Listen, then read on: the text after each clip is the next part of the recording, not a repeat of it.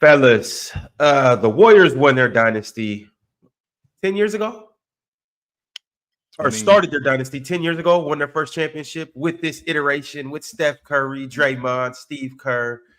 And they are here to let you guys know that they are not done yet.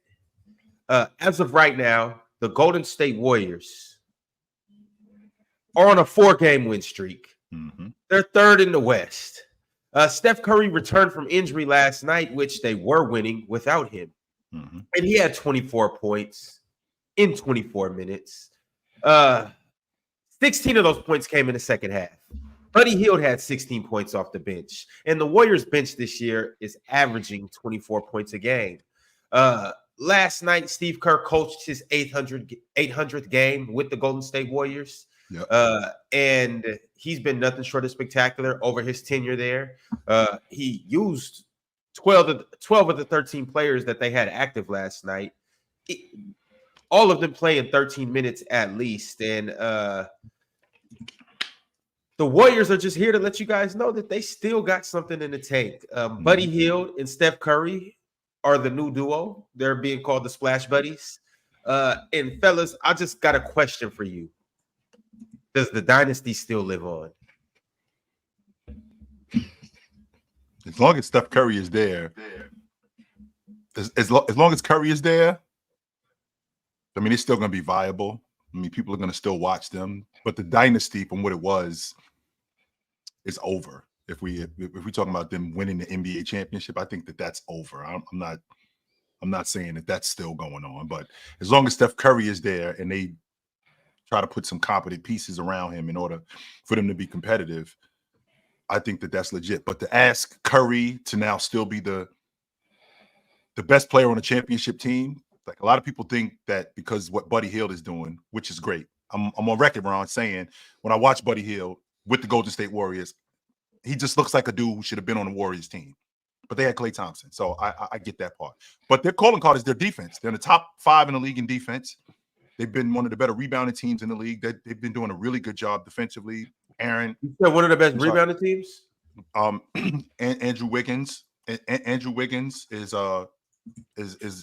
been great for them. Not rebounding. I didn't mean to say rebounding. I said perimeter defensive teams because of Andrew Wiggins. So and Jackson Davis has been great for them.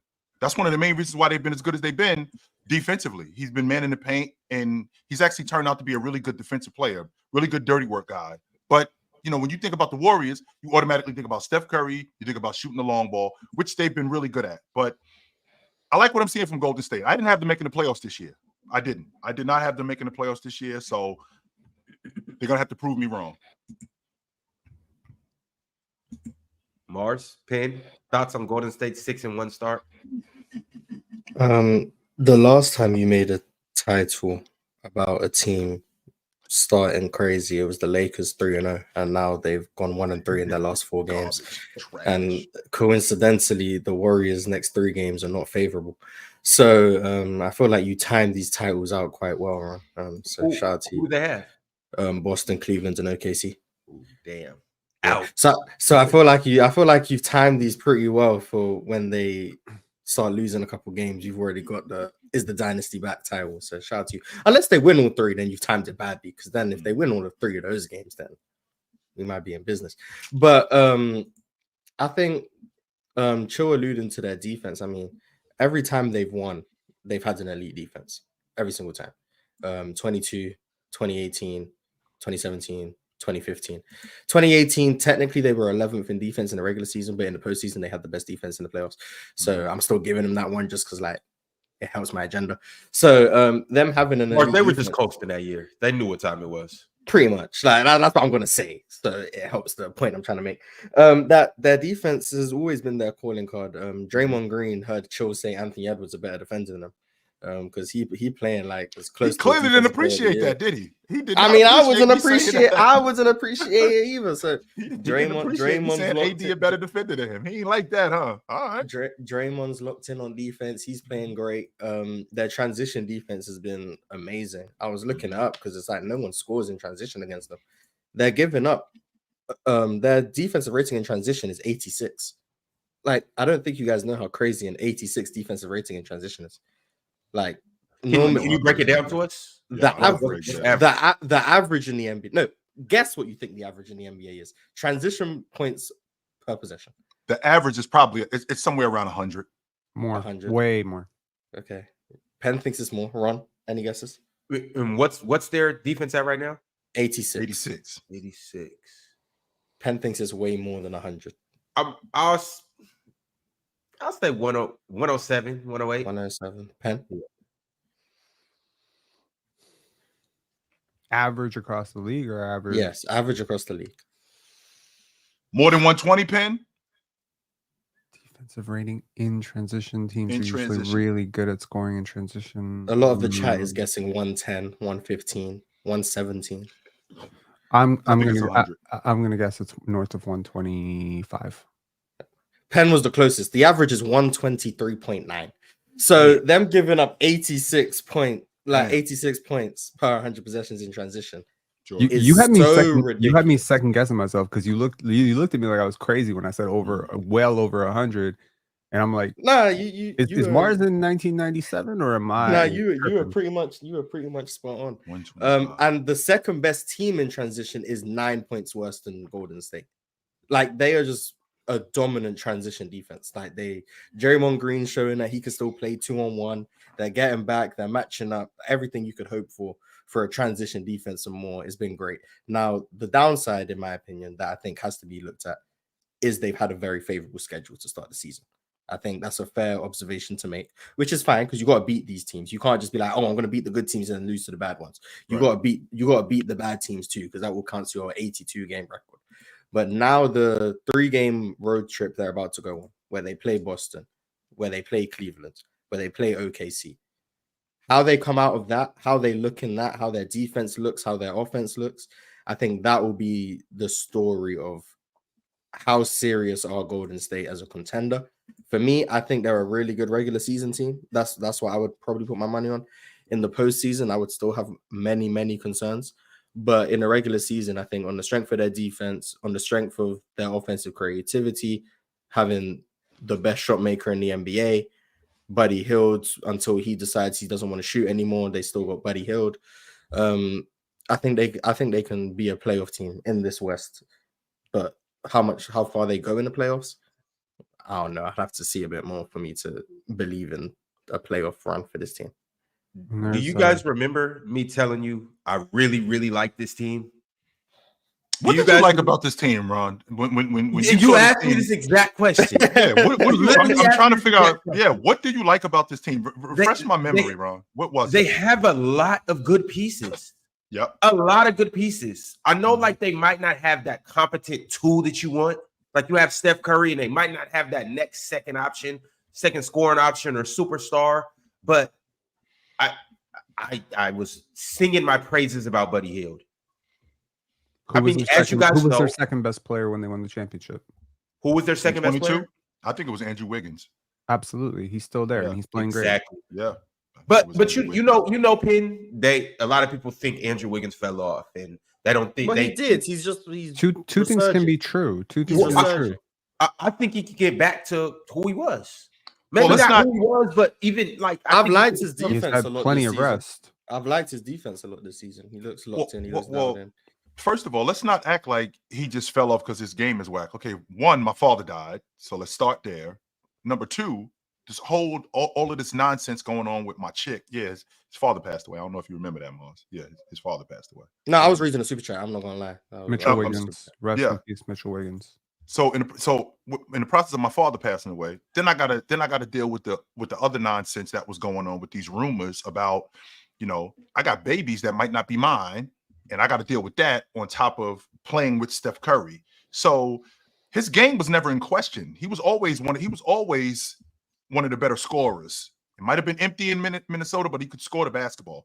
And then when he got to Golden State, he was held accountable as a defender, which would explain why they were as good as they were, because he became a better defender. So, I mean, he could play. I won't argue that. I just feel like with this crew and where they are and how much better the Western Conference is going to be this year, which it has been, what it was going to take, one, to get into the playoffs, and two, to have a deep run because this Golden State team is not big, Ron. And when they run into teams like Denver, when they run into teams like the Lakers, right? When they run into teams like that, where they got big front lines, that's going to be a problem moving forward for them, and they're not just going to be able to shoot their way out of it. Chill, you say they're not big, but first off, they won championships with Kevon Looney. They still have him there. Like people just forget about Kevon Looney. Once again, they act like Kevon Looney's just not there. Also, you just mentioned Trace Davis. He's not the biggest guy. But he's not scared to bang down there. And then furthermore, too, we know who Draymond is. Yes, we do. Draymond took fades with everybody in the league since he got in there. All bigs, Jokic included. Yep. Draymond not scared to guard none of them. And he does a pretty good job. Like, yes, he is undersized, but Draymond's been undersized since 2015, and he's been holding his own and actually doing better than what we would expect him to do. Which is fair, Ron. But remember, when they was winning it, the big man had died. And he had basically, like when they won it in 17, when they won it in 18, like the big man was falling off. So now we're getting back to that, especially in the Western Conference with Joker, with Anthony Davis, who they struggled against when he lost in the playoffs to them in 22. What was it, 23? I'm sorry. I think it was either 22 or 23. But they struggled against when they lost to the Lakers. 23. Then 23.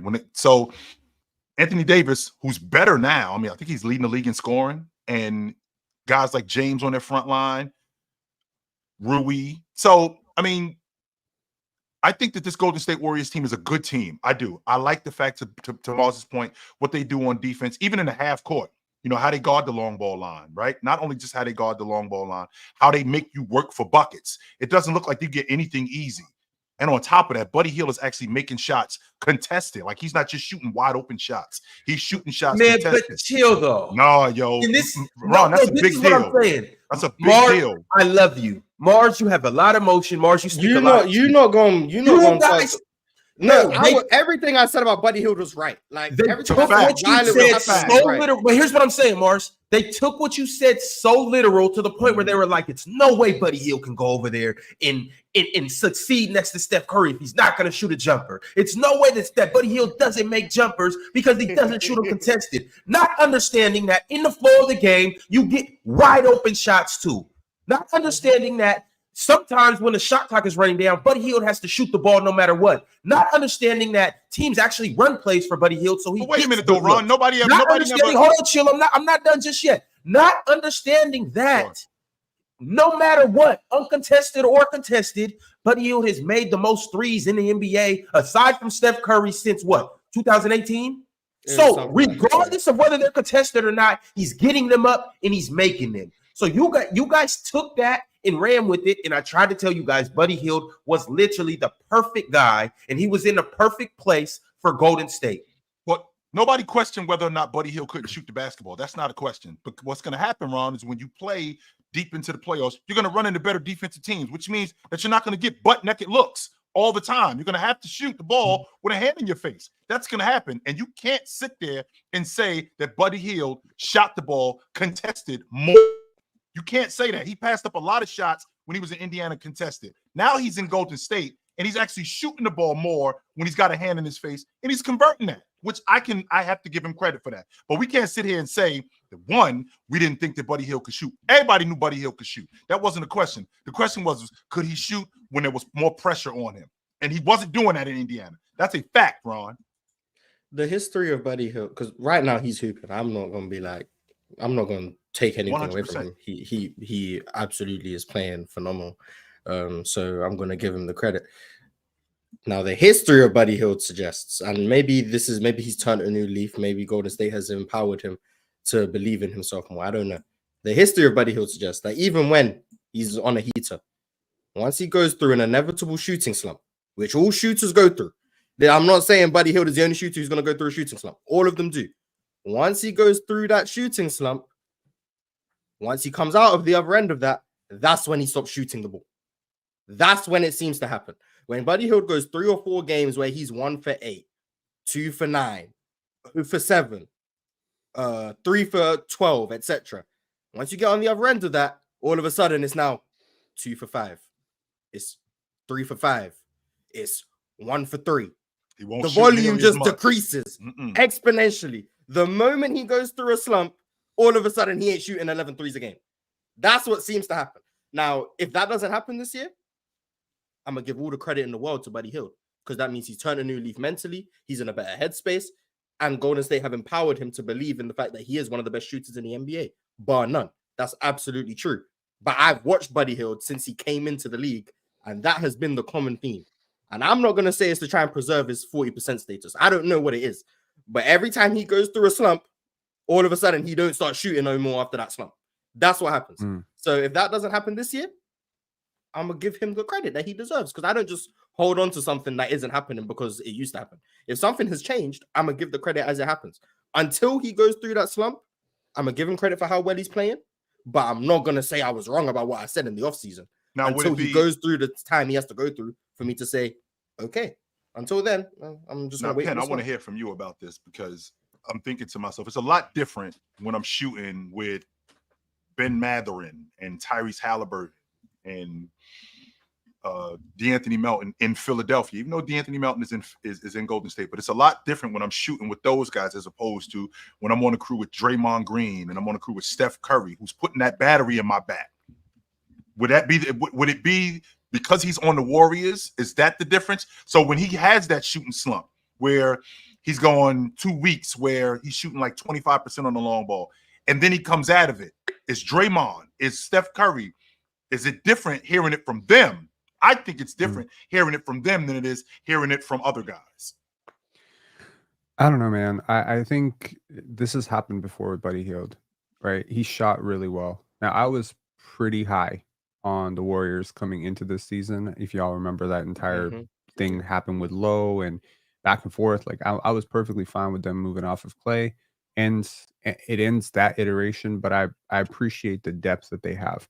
Buddy Hield is a part of that depth. Is Buddy Hield the second star of that depth? I don't think so. And you know, old adage says leopards don't change their spots. When people show you who they are, believe them. All that stuff is really difficult to change. However, people do change. People do have, shifts in their career. Buddy Hield's a really good person. I've known a lot of people who covered him in Sacramento, and everyone says the same thing: super hard worker. So yeah, if you're gonna have a group of people empower you to push through a shooting slump, it might help that person has your trust. Communication is key. Now, I don't know how great a communicator Steve Kerr is this year, because I know that Jonathan Kuminga found out he was coming off the bench via text message. But hopefully that relationship between Kerr and Buddy Hield is preserved in such a way, and Buddy Hield and Steph Curry have that kind of relationship where they can talk him through, hey, you got to keep shooting, But again, I saw him start out super hot in Indiana, and we were having an identical conversation about him in Indiana last year. Identical. We've gone through this before, right? It can look really good for 2 weeks, and then it can look really bad. I think what I'm super surprised. Did he stop shooting it in Indiana though? I don't remember Buddy going cold in Indiana. I remember Buddy getting traded from Indiana, and I remember his value being sky high because he was in Indiana, sparking the Nets away. That's what I remember. And then he went over to Philadelphia, and obviously things were a little different because why did he get traded? Why did he get traded? Because he had value and they needed shooting over there. So what? Indiana didn't need shooting? That's not why he got traded. He got traded. Who did Buddy Hield get traded for? In I Philly. don't remember. Who did he get traded for? Or did he get? No, he didn't get cut. That's not what happened. Wasn't it in a Pascal trade package? No, Pascal was in Toronto. Wasn't a 3-team deal? For? No. Hold on. No, it was a 3-team deal, but it wasn't Pascal. It was for Doug McDermott from the San Antonio Spurs on a 3-team deal. And it was it wasn't Buddy Hield's game. Buddy Hield's contract was up. It was a money thing with him. That's what it was in Indiana. Okay. But I mean, I think Indiana was trying to go all in. Hang on. I Indiana was trying to go all in. Indiana traded for Pascal Siakam. Indiana was gearing up for a playoff run. So why did it not seem as valuable? Is it because there's more to basketball than shooting? Is it because Buddy Hield is a really bad defender? Is that part of it? Because that's true. All those things are true. Look, right now, I don't know. We're reacting to a 7-game sample. I think the early schedule thing is very fair. I was higher than the consensus on this team, but I'm not doing victory laps right now because I'm not stupid. I see what playing super hard early in the season usually gets you off to a good start. We've seen the Wizards start out hot. We've seen the Brooklyn Nets start out hot. Last year we've seen these teams, and then we've seen them fall off. Sometime around December or January, everyone figures out what they're doing, and once they figure out what they're doing, and you've been figured out what you're doing, now you get to see who you are. There's levels, right? When teams clamp up, like y'all ever check into a game where a team that's not supposed to be up is like up 12 points in the fourth quarter, and you're like, oh my God, are they going to pull this out? And then the other team that's supposed to be up just turns the gear. It's the same thing. The Warriors are super deep, and they are super connected, and they are ahead of schedule in terms of their connectivity, like their training camp, and obviously the stuff they did before training camp. It got them ahead of schedule. They have a lot of veterans. Their young players have not played super well, other than Trace Jackson Davis. Like Brandon Podziemski is underperforming what he did last year, even though he's leading the team in minutes. You got Jonathan Kuminga, who's oscillating between the starting lineup. I've liked Moses Moody.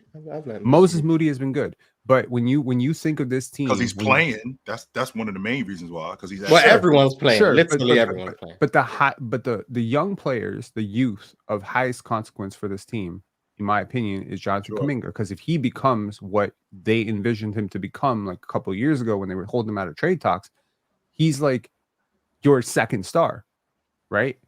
Now, I don't know if he's that player. I'm actually pretty convinced that he's not that player, but that's the theory of Jonathan Kuminga. 22 years old. He's supposed to be Steph's number 2.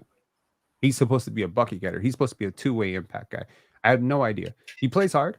I have issues with his decision making at times, but overall, I think you could say two things. One, they've had a soft schedule and they're outplaying everybody. They're trying hard. You know what I mean? They're defending the shit out of the basketball. They're very connected. They've got great coaching. Steve Kerr, Jerry Stackhouse over there. Everything's good. On the other hand, you could say, well, have we seen Steph miss a bunch of times so far? We've seen Steph miss 4 games, right? So that doesn't help you. We haven't seen the best of Kuminga. We haven't seen the best of Podziemski. I don't know. I think I know it's not a great answer, but wait and see. Wait and see what happens to them against Boston. If they can hold water against Boston, because now Boston is like the team that always plays the schedule. They always play like who's ahead of them. So Boston's going to get up for this game. So they blow out. Hey, come on, y'all. Could we let's be real though. Come on, keep it real. Somebody got to be real about this. Like this team is not that. This is a winning team. Hold on, Pen. I'll just sat through that. This team is not dangerous. Like they beat the Wizards. Hold on, bro. Don't tell me what to say, bro. Sit back and let me get what I'm saying off, bro. I just listened to you for 3 minutes, bro. Bro, relax, up. bro. I'm not even talking about what you said. I'm not even talking to you, bro. I'm not talking to you, Pen. You just addressed it. I'm not talking to you. I'm not talking to you, Pen. So, Ox, as you were saying, they beat Washington. I'm talking to everybody. I'm not talking to you. Learn to listen. As you were saying, they beat Washington, and they're not dangerous. But they opened up. I'm saying like this. I'm saying like I'm. Hey, Ox, for real, wake up. I'm talking. Okay. I'm talking to the title of this show. I'm talking to the title. I'm talking to the title of this show. Right. This is not a dangerous team. Like, yeah, they're playing who's in front of them. You know what I'm saying? They're supposed like this. That's what's up. I'm not trying to knock them for beating the Wizards, the Rockets, the Pelicans, the Jazz, and the Blazers. I'm not trying to knock them for that. Like you're supposed to. You did your thing, but. This isn't the dynasty is not living on. This is just a team that's a mid team beating up on bad teams. Like that's all, you know what I'm saying? That's what's up. You know what I'm saying? You got Steph Curry, so I gotta respect you. Like if you make it to the playoffs, I gotta respect you because you got Steph Curry. But as far as the dynasty, nah, that's pretty much done. Like that's done. But once again, if you go to the playoffs, I respect you because Steph Curry's over there. But this team is just beating up on weak teams. They're a mid team beating up on weak teams, and there's nothing wrong with that. But so I'm not getting at the Warriors. I'm just getting at the title of this show. You know, that's all. Ron, when you talk about like to Ox's point, we talk about like the dynasty. I mean, when they won in 17, I mean they won 67 games that year, right? When they won in 18, I think they won 60 games that year or close to 60 games that year in 18. in 16. They won 70 games. This team isn't close to those teams. Not even close. And that was what the dynasty was. That team in 15. I think they won 67 games. Like those are that's the dynasty of the Golden State Warriors. This Golden State Warriors team, are they going to win 50 games? They're on track for 70 right now. Okay, sure. To Ox's point, you got to beat who's in front of you, no doubt. So when you open up the season against the Trailblazers and the Jazz, who are two of the worst teams in the league, right? When you open up the season against them, you should beat them 100%. And this New Orleans team, who I thought was deficient anyway, you 100% should beat them. But when we're talking about Steph Curry, so why you just leave it at that? Why don't you want to talk about the other teams they beat? The only other team they beat is us. The only other team they beat. That's what I'm saying. Chill got them finishing 5th in the West. So if they beat the brakes off of them, and they won by 6. Mark, stop playing. Stop playing. They beat the brakes off of y'all, and then let y'all get back on your feet. Get you back up to your feet. Put a band-aid on your face. 24 minutes long. A game. Patched up your bruising. Wiped all the blood off your face. Hey, they bruised and battered y'all. We came back. 30, and Houston got back. That's a fact. They made a crazy run. The game went to overtime. You're not gonna say we got cooked. We went to overtime. Listen. All right, chill. Well, then I'm gonna do this then. Ron, it's about the final score, Ron. It's about okay, for sure. Since you guys don't act like they wasn't kicking the shit out the Rockets, okay. No, they were, but then we all right, my bad. How did they come back? It's called a comeback. Panel, my bad. I'm sorry, panel. Since they beat the Rockets narrowly, and chill, you have them as the 5th seed. Why is it crazy to think that the Warriors can't be the 4th seed? Bro, why is it crazy to think that the Warriors can't be the 5th? The chat is relying on us to be reliable resources of what the hell happened on the basketball court. And I watched the game. They got their asses kicked, and we came back. I watched the game. Okay. Not Ron. I think Penn is agreeing with you, Ron. No. I am. Oh, do I need to wake up and listen? I'm not been up saying you for need 2 to. hours, bro. Getting my kids ready for school, taking them to school. You know what I'm saying? Ox is not sleeping in. Ox got stuff to do. I got fatherly duties. I've been up for 2 hours. Got people he's responsible for. He can't just roll out of bed when he feel like it. Amazing. Proceed. Anyway, what I'm saying is, when you say they came back, can we ask how did they come back? Was there how did they come back? Was there something that maybe the Golden State Warriors did to allow them to come back? Golden State fouled a lot, and Houston was on the stripe a lot. And did Golden State miss a ton of free throws? No, they missed. Were they up damn near 30 in the game? And then they were up by a lot. So the same team that was up 30 is the same team that collapsed that lead. So you can take it as a negative. You can say, "Oh my God, they lost a 30-point lead." I could say they lost the 30-point lead and they still won. That shows character. No, I agree. Shout out to character. But we didn't get destroyed because we came back. We were getting destroyed, but then came back. You know that when a team gets up 30, they number one, when a team gets up 30, they do typically take the foot off the pedal. We know this, right? Like very often when you get like a personal problem. That's across basketball. I don't look. Not man, going on the 96 Chicago Bulls lost to the expansion Raptors. Like every team in the history of the world was late in the season, Penn. That wasn't like game 72. I know they had like 10 games left, but it was the expansion Raptors. Mars, it's no way you watch your wife get beat up by your side chick and you over here hyping it, bro. You know you married to the Warriors. Like, this is not cool, Mars. No. Hey, they go to the finals. I might have to just knock on the door a little bit. I don't know, but we'll see. Mark, you still got a key to the house. What you mean? We came back. That's what I know. You're knocking on the door while you're putting the key in. We came back. That was the amendment to Go home. I don't know what to say. We came back. Can we also not leave out the biggest fact in this whole game? Steph wasn't there. That Steph didn't play. We would have won if Steph played. Shit. Hey, real quick though, about the Buddy Hield thing. Successful. They had great defense. We attacked Steph every time down the floor. Amen Thompson abused him. Tari Eason abused him. They're lucky that Steph went there because what they were doing to Fred VanVleet, bullying the little munchkin. That's what we would have done to Steph. No, you're wrong for calling him little munchkin. Come on. Hey, I'm little too. So oh boy, that's crazy. But Mark, is it not mathematically impossible for Buddy Hield to have what he's second most threes in the past 5 years and third in the past 3 years behind Steph and Clay? And in all those years, is it not kind of impossible for him to only shoot open shots and then stop shooting after slumps and have made this many threes? He doesn't mathematically. He doesn't only shoot open shots, but there's when we talk about the elite shooters, I think he's a more conservative shooter than the other elites in terms of what's a good shot and what's not a good shot. I'm not saying that he's Tobias Harris on Philly where he's only going to shoot wide open and he's going to pump fake three where someone's closing. I'm not saying that.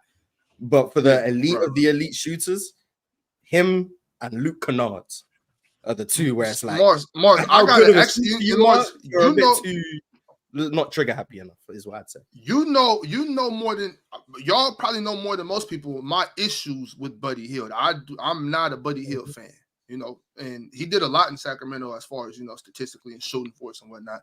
But I gotta say, when you put it that way, maybe he's the elitist of the elite. Now he's not a better shooter than Steph Curry. Chill out. But I'm not saying that. What I'm saying is a guy that's not just gunning up anything, shooting crazy step back shots, and is making this many of them. I kind of like that. You're taking good shots, buddy, and you're making. Oh yeah, for sure. I mean, I'm saying if you ask me, that makes him a better shooter. Yeah, because you can say he doesn't take the bad shots that like. Why are you shooting that shot? He's not. Tim Hardaway Jr. is like the anti-Buddy Hield in terms of he's not a good enough shooter, but he believes he's a good enough shooter. Okay, first of all, Mars, don't do that. Don't let Mars. Do not let Ox off the hook with this. I get what he's saying. Ox, you giving the dude credit for staying in his lane. That's all you're doing. You stayed in your lane. And you didn't. Sometimes knowing your role is a good thing. Sometimes which is a good thing. You want people to not be themselves. You got to be the authentic you.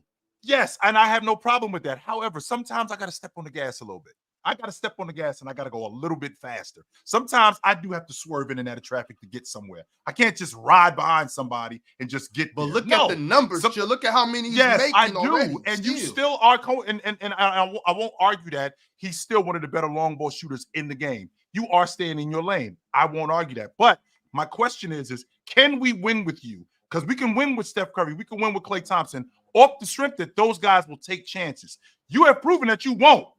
More times than not. I don't know what Buddy Hield I'm watching. The Buddy Hield I watch gets up shots. I'm not saying that he doesn't. I'm mind boggled. The Buddy Hield I watch he be spraying.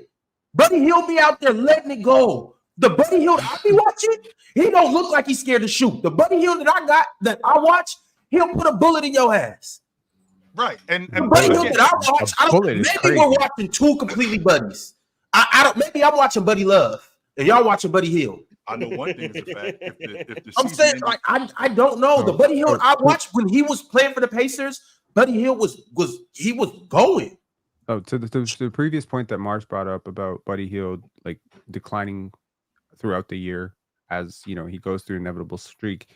Buddy Hield actually shot really consistently from three last year, relatively speaking. He started out like 3 games in October. He was 40%. The rest of the way, he oscillating between 37 and 39.4% for the entire year. That's fairly consistent. But there's a day of the week there's 2 days that Buddy just can't shoot, which is Thursday and Saturday. Those 2 days, man. It's I can say the same thing about 21 game sample size. Dude cannot shoot on Thursday and Saturday. We need to figure out what's going on with Buddy's Friday nights and Wednesday nights. Because I think these next 3 games are on a Thursday. When is the next time the Warriors play a game on Thursday? They break the schedule. Yeah, buddy. Thursday till December. Yeah, buddy. Let's go. Penn, I bet the under on Buddy Hield Thursday, December 5th against the Rockets. That's a fair point. I mean, I can say the same thing about Steph Curry, like you just mentioned. 21 games. That's not. You don't accuse me of small sample size. It's 21 games. You struggle for 21 games on Thursday. We've seen great shooters. We've seen great shooters go into slumps. Steph Curry. It's the month of January. Book it. The month of January, Steph Curry is going to go this way. And then after January, it goes back this way. It happens with shooters when you shooting that many shots at the long ball line. Eventually, it's going to go the other way. It's not the quality of shots because Steph Curry still gets the same amount. He still gets the same shots in January that he's getting in November, that he's getting in February and March. It's just he falls into a slump, and it's a shooting variance. I definitely get with that. Buddy Hield right now, he fits in perfect with this Golden State Warrior team. The amount of shots that he gets, the quality of shots that he gets makes him look a lot better. So, Chill, you're saying it's shooting variance with him. I think it's God. Because on Sundays, the dude shoots 42.4%. That's the Lord working his magic. On Monday, he shoots 42.9% from three. Yeah. By Wednesday, the Lord's effect is starting to go down. Thursday, 31.4%. Needs to go back to God. That's front running right there. And then Saturday, that's front running right there. Like how come on Sunday and Monday like you come through, but then like on Tuesday like you got something else to do? Like you can't deal with me on Tuesday or Wednesday. You can only deal with me on Sunday. What's up with that? Shit happens. Right? I suppose. I guess I gotta make an appointment. So can I make an appointment for Tuesday? I know you can see me on Sunday and Monday. Can I make an appointment for Wednesday? All right, I guess I gotta do that. All right. Yo, my man Full Metal Quirk, in case you haven't been on Playback yet, he's one of our avid Playback followers. He's attentive throughout the stream. He's constantly talking to us. And me and my man, we had a good time last night watching all the million games that were on in the NBA last night. But he just sent through a very informative $40 super chat. He said November 5th, 1946. Chuck Connors of the Boston Celtics shattered the first backboard in NBA history during the warm-ups before the Celtics game. Not with a dunk, but a jump shot. Connors was also an actor who played the Rifleman. Y'all know about the Rifleman. It comes on right after the Big Valley and right before Gunsmoke. How do you shatter a backboard with a jumper? By throwing bricks, Mars. How you think? How hard are you throwing it? That's called shooting Scud missiles, Mark. Mark, he's the Rifleman. Clearly, he didn't shoot a basketball. Shout out to him. Also, I got a couple other $10 super chats. Jordan2324 said, "Can y'all tell me your best 3 point guards of all time?" Best 3 point guards of all time. Top 3 best point guards of all time. Magic Isaiah Stockton. Wait, what did I say? Magic Isaiah Stockton. She said Magic Isaiah Stockton. I said Magic, J Kidd, Steph. That's what I expected to say. Magic, J Kidd, Stockton. Respect to you for keeping Russell Westbrook out of your mouth there. No, hey, he was not going to do that. Stop, man. This ain't about Russell Westbrook today. This is not about Russell Westbrook today. He was not going to do that, man. Don't worry. Chill, kid. We could do this any other day, but this is not about Russell Westbrook today. Today, this is about Jason Kidd. I was trolled for hours last night on Playback with y'all telling me that J Kidd wouldn't be a top point guard in the NBA today. I was trolled. I don't know what you said, but that's not what I heard. What did you hear, Mars? I heard Jason Kidd is a 6'4" Jokic. That's what I heard. We'll get to that. We'll get to that, Mars. But I was told Jason Kidd was disrespecting Jason Kidd personally. I don't think they're comparable. Like I just don't. I don't see the comparison.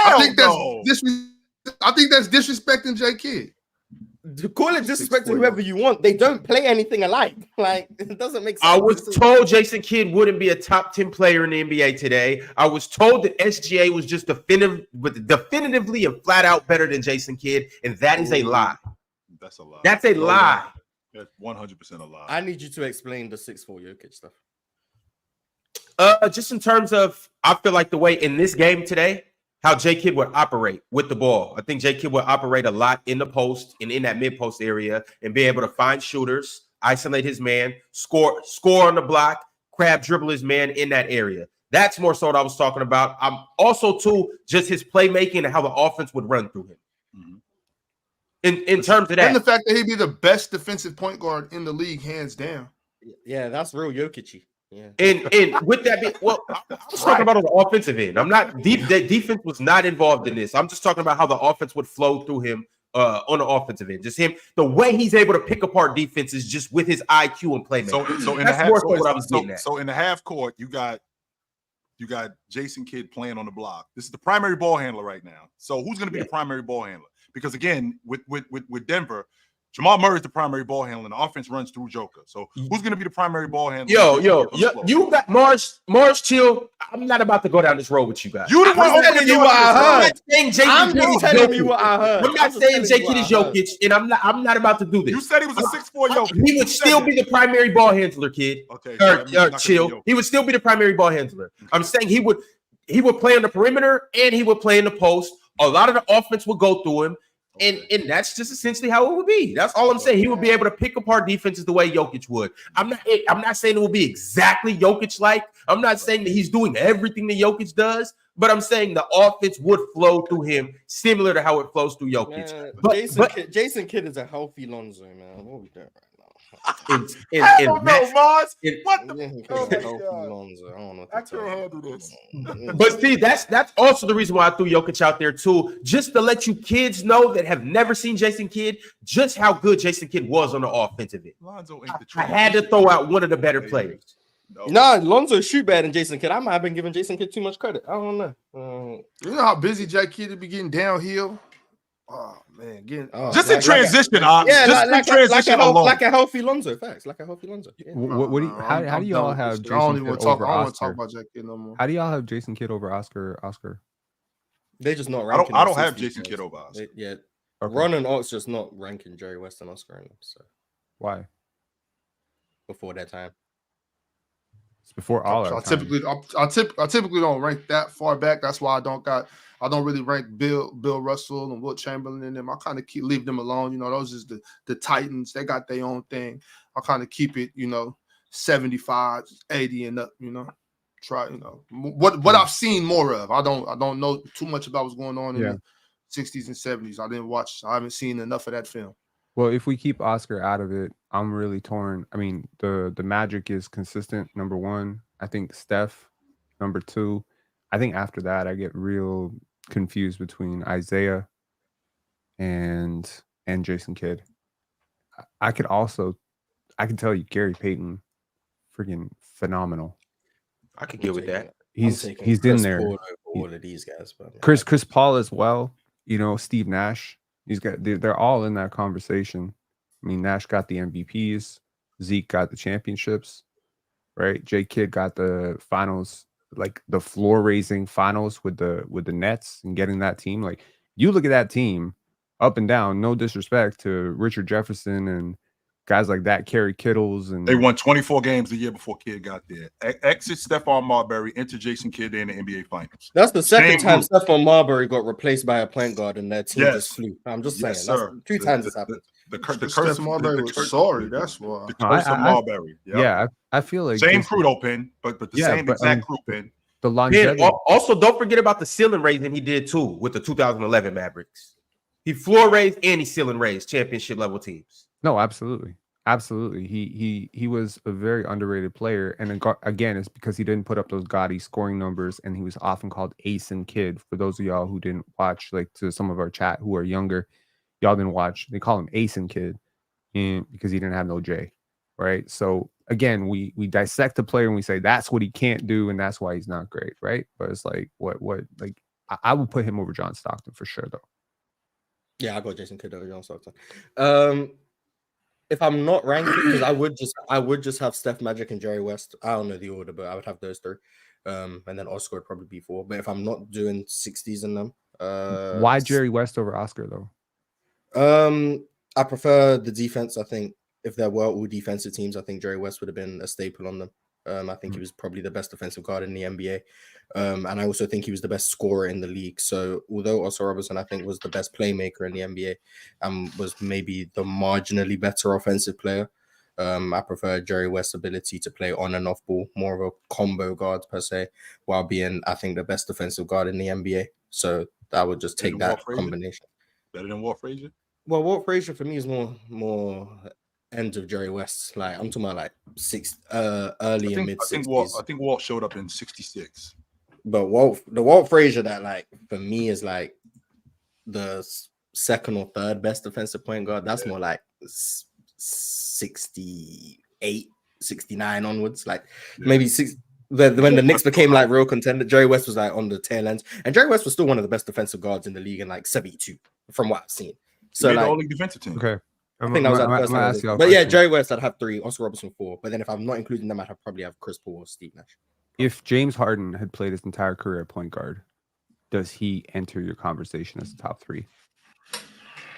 Yes, for sure. Yeah, because it would be. Do I think James Harden is as good or better than Chris Paul and Steve Nash? And yeah, I think he's definitely in that conversation. Do I think he's better than Jerry West? No, but if I'm not including them, then I think the Seattle Supersonics and OKC Thunder would have been wise when they had Harden and Westbrook to run James at point. I think that I think that was the mistake. Can you please keep us out of this? No, I'm very high on that James Harden OKC era because I go back and watch like that team and it's more than just the finals because like everyone be like, oh, James Harden didn't play well in the final. Like I'm not gonna say what I truly think because I can't bother to be clipped, but James Harden was really, really good in OKC. What do you really think, Mars? What do you really think about James Harden on that Oklahoma City team? In your estimation, if you watch that crew and you watch what Russell Westbrook was turning into, and James Harden being a rotation player, what do you really think of those two guys? I think James Harden was the second best player on that team, and I'm not gonna say it wasn't close, but I'm comfortable. Is Ron nodding his head? No, Ron is definitely not agreeing. I'm not agreeing. I'm just saying. All right. Okay. I mean, at that time, I don't think he was the second best player, but I think he was clearly the point guard. Like at that point, it just made a lot more sense to play him at PG. But I don't know if he was better than Russ at that time. I don't know. I can't say. Yeah, I'm saying all right. Continue. Didn't we start this conversation where I said we weren't talking about Russ? But yet, y'all had to bring. He had his best game. He had his best game last night. He made me eat. He made me eat. Oh yeah, he did cook you guys. He made me eat it. I came on yesterday and I was talking about the 20-20-60 club, and bro drops 26 and 6 on us. That's hilarious. My dog. I just want to double back really quickly. So Mars, during that time, when you think about what Russell Westbrook was doing for that Oklahoma City team as a transition guard, as a scorer, getting to the rim, getting downhill, involving KD in the game, and learning how to involve KD in the game more. You think James Harden would have been better at that if they would have given him the ball, as opposed to Russell Westbrook? For sure, better than Russell, but I just think James Harden was just better. I like. So as a player, let's just take the lead guard off the table for a second. Like I'm not giving him the ball. We're just talking about strictly basketball players in 2012. Right, we're talking 2012, and that team was in the NBA Finals. And I ain't talking about just the NBA Finals. We're talking about 2012.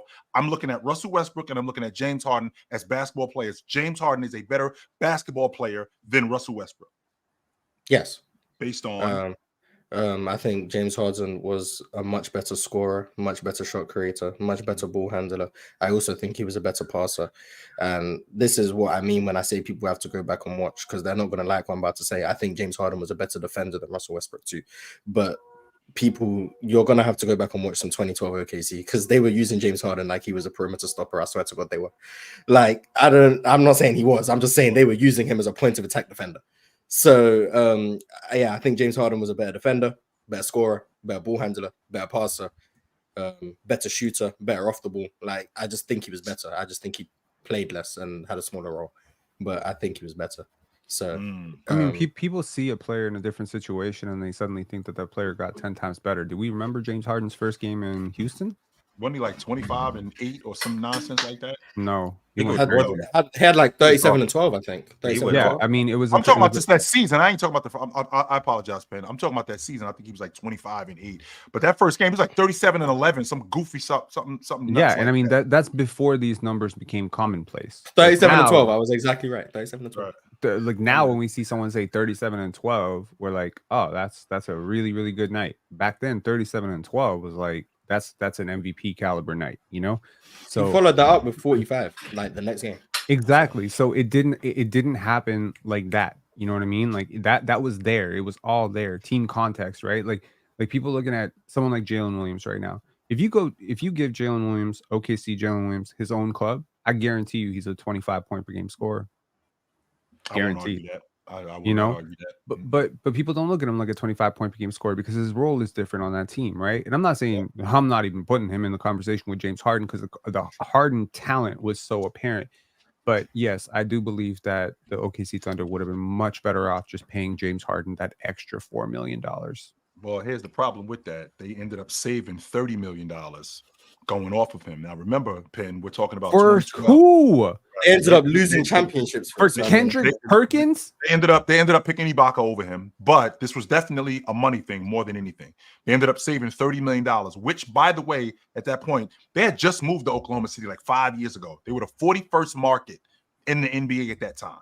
And this isn't what the media is today. This isn't what the NBA is today, where viewership, even though viewership has dwindled a little bit, and I think that's largely due to shooting the long ball and people kind of turning the TV off to that. But back then, Oklahoma City was not favorable in terms of the NBA. People didn't really care much about Oklahoma City, not necessarily Kevin Durant and Russell Westbrook, but Oklahoma City.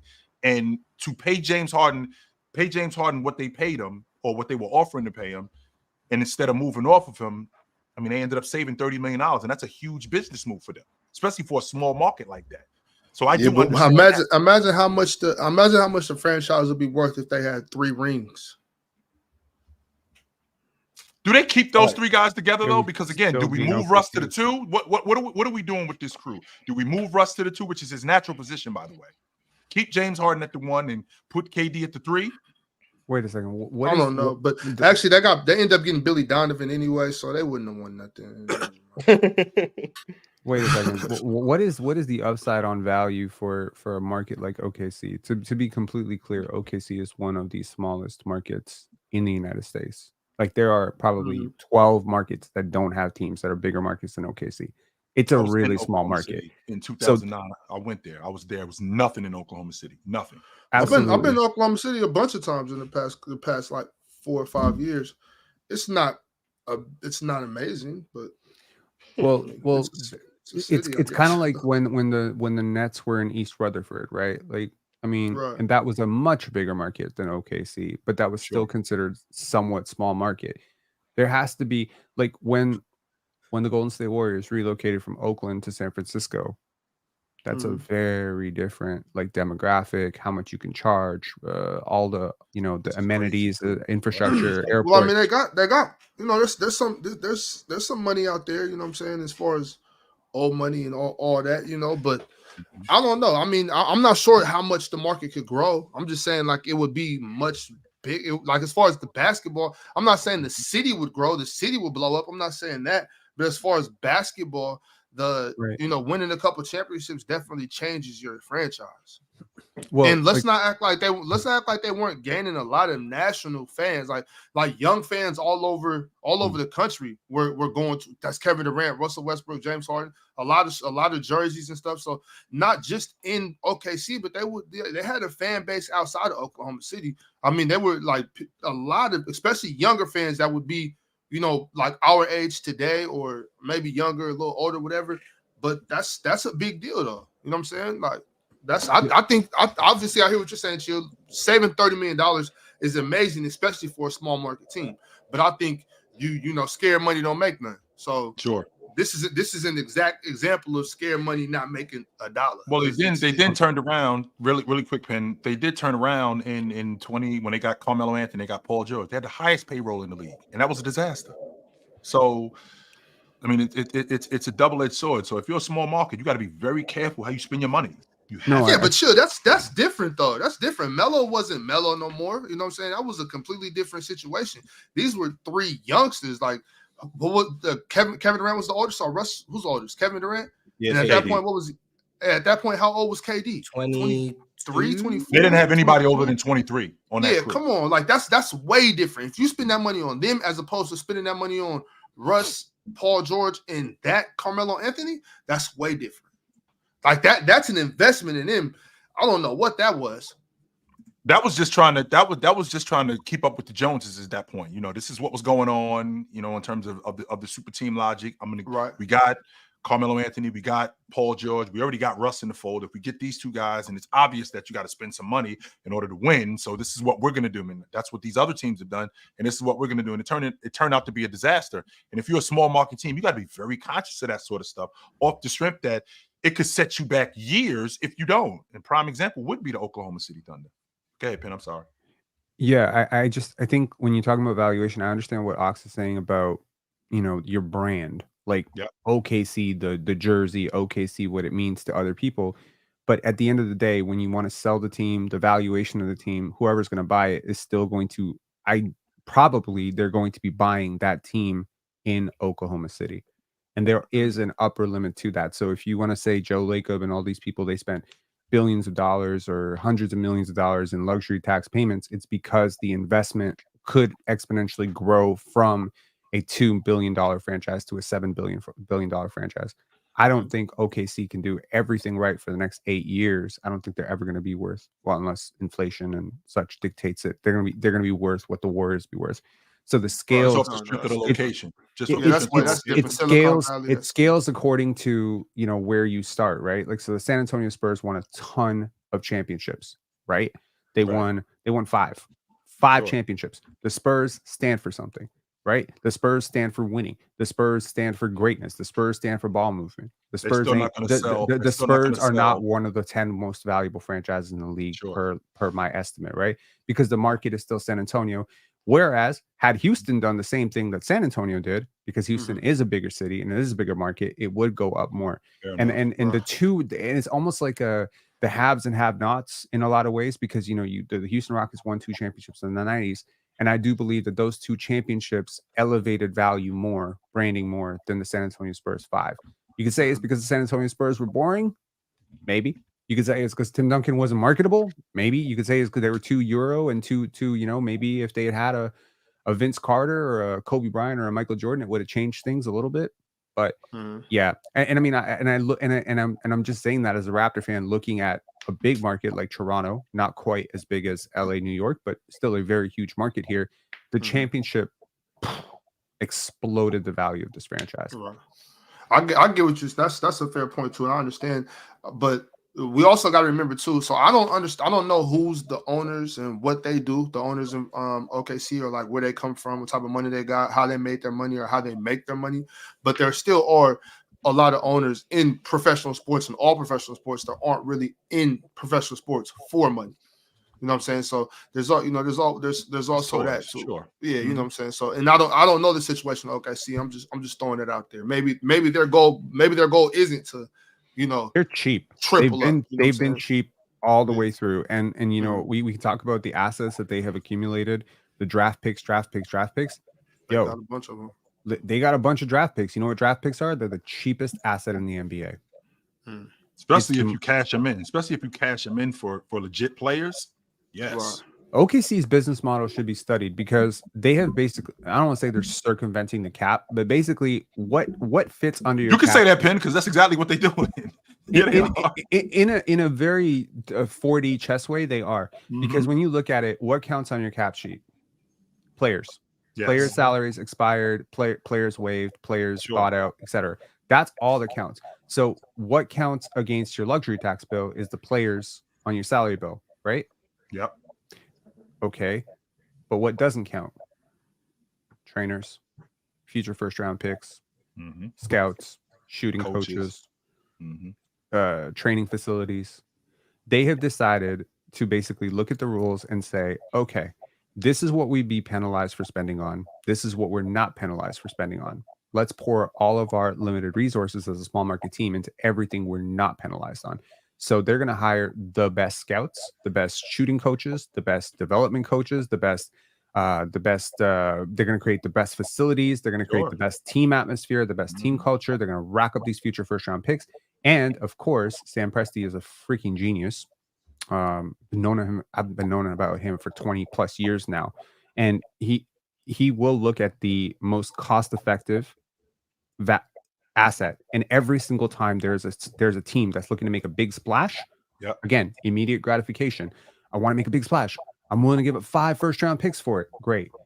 You know, in a couple of years from now, we don't know what Casey Wallace is going to be. We don't know what Jalen Williams is going to be. But I guarantee you, if these guys keep developing those guys right, they're going to fetch like 4 or 5 first-round picks, and the cycle continues.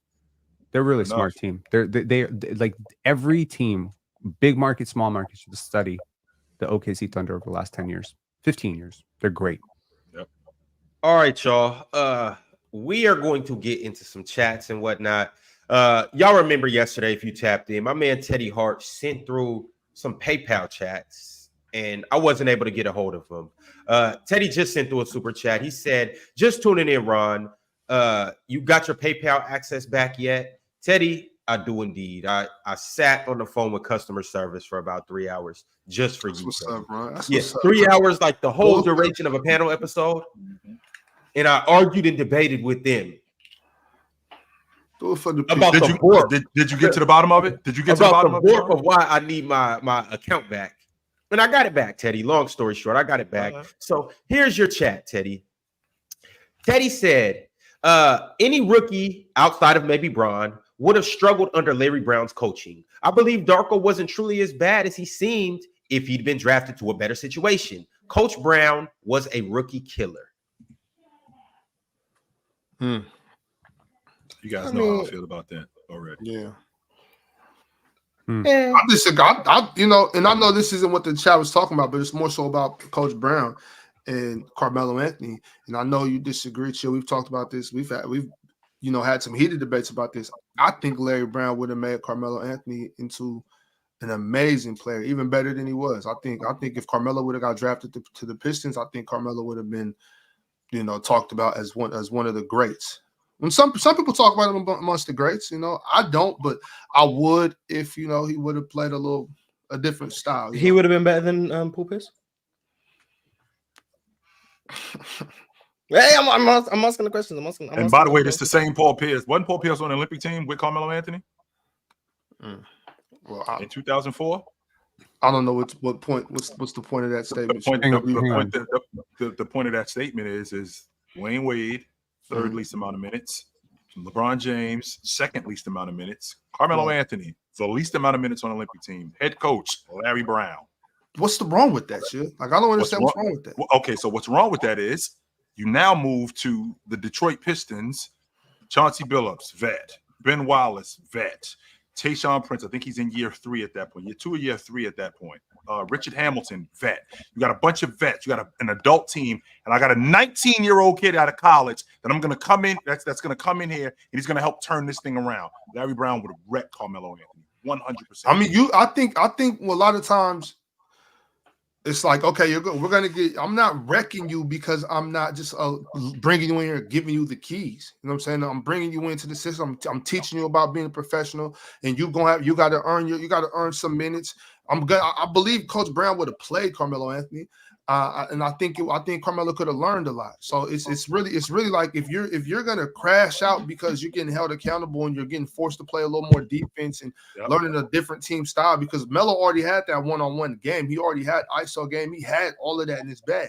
Now, if he would have learned a little more, I think competing on defense, which I think he would have got from Chauncey Billups and Ben Wallace. I think Chauncey and Ben would have made Carmelo play defense. You out there, Tayshaun, if you don't want to play defense, then Tayshaun, you're getting all the minutes. You know what I mean? Well, the difference. Keep going. So I think that's a Carmelo Anthony issue. That's an immaturity level if you're going to crash out because your coach is trying to turn you into a better basketball player.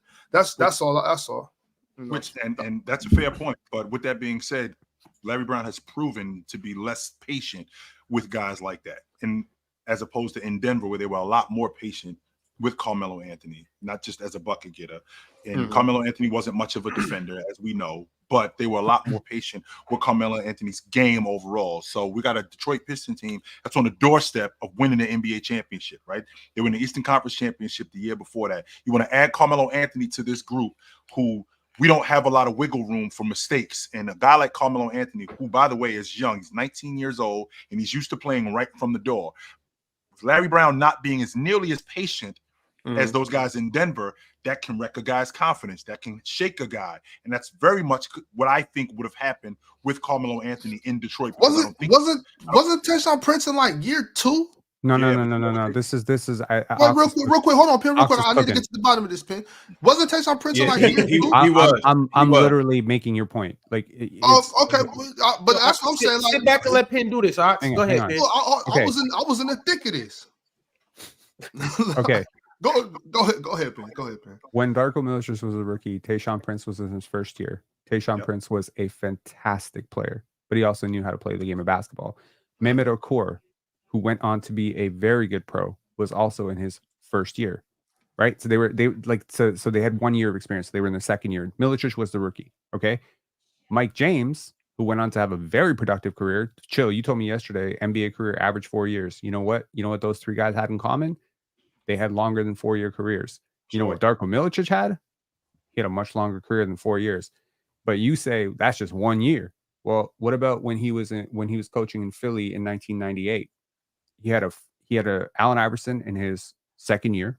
Yep. He had a Jerry Stackhouse in his third year. He had an Anthony Parker who was a rookie, and he had a Tim Thomas who was a rookie. Sure.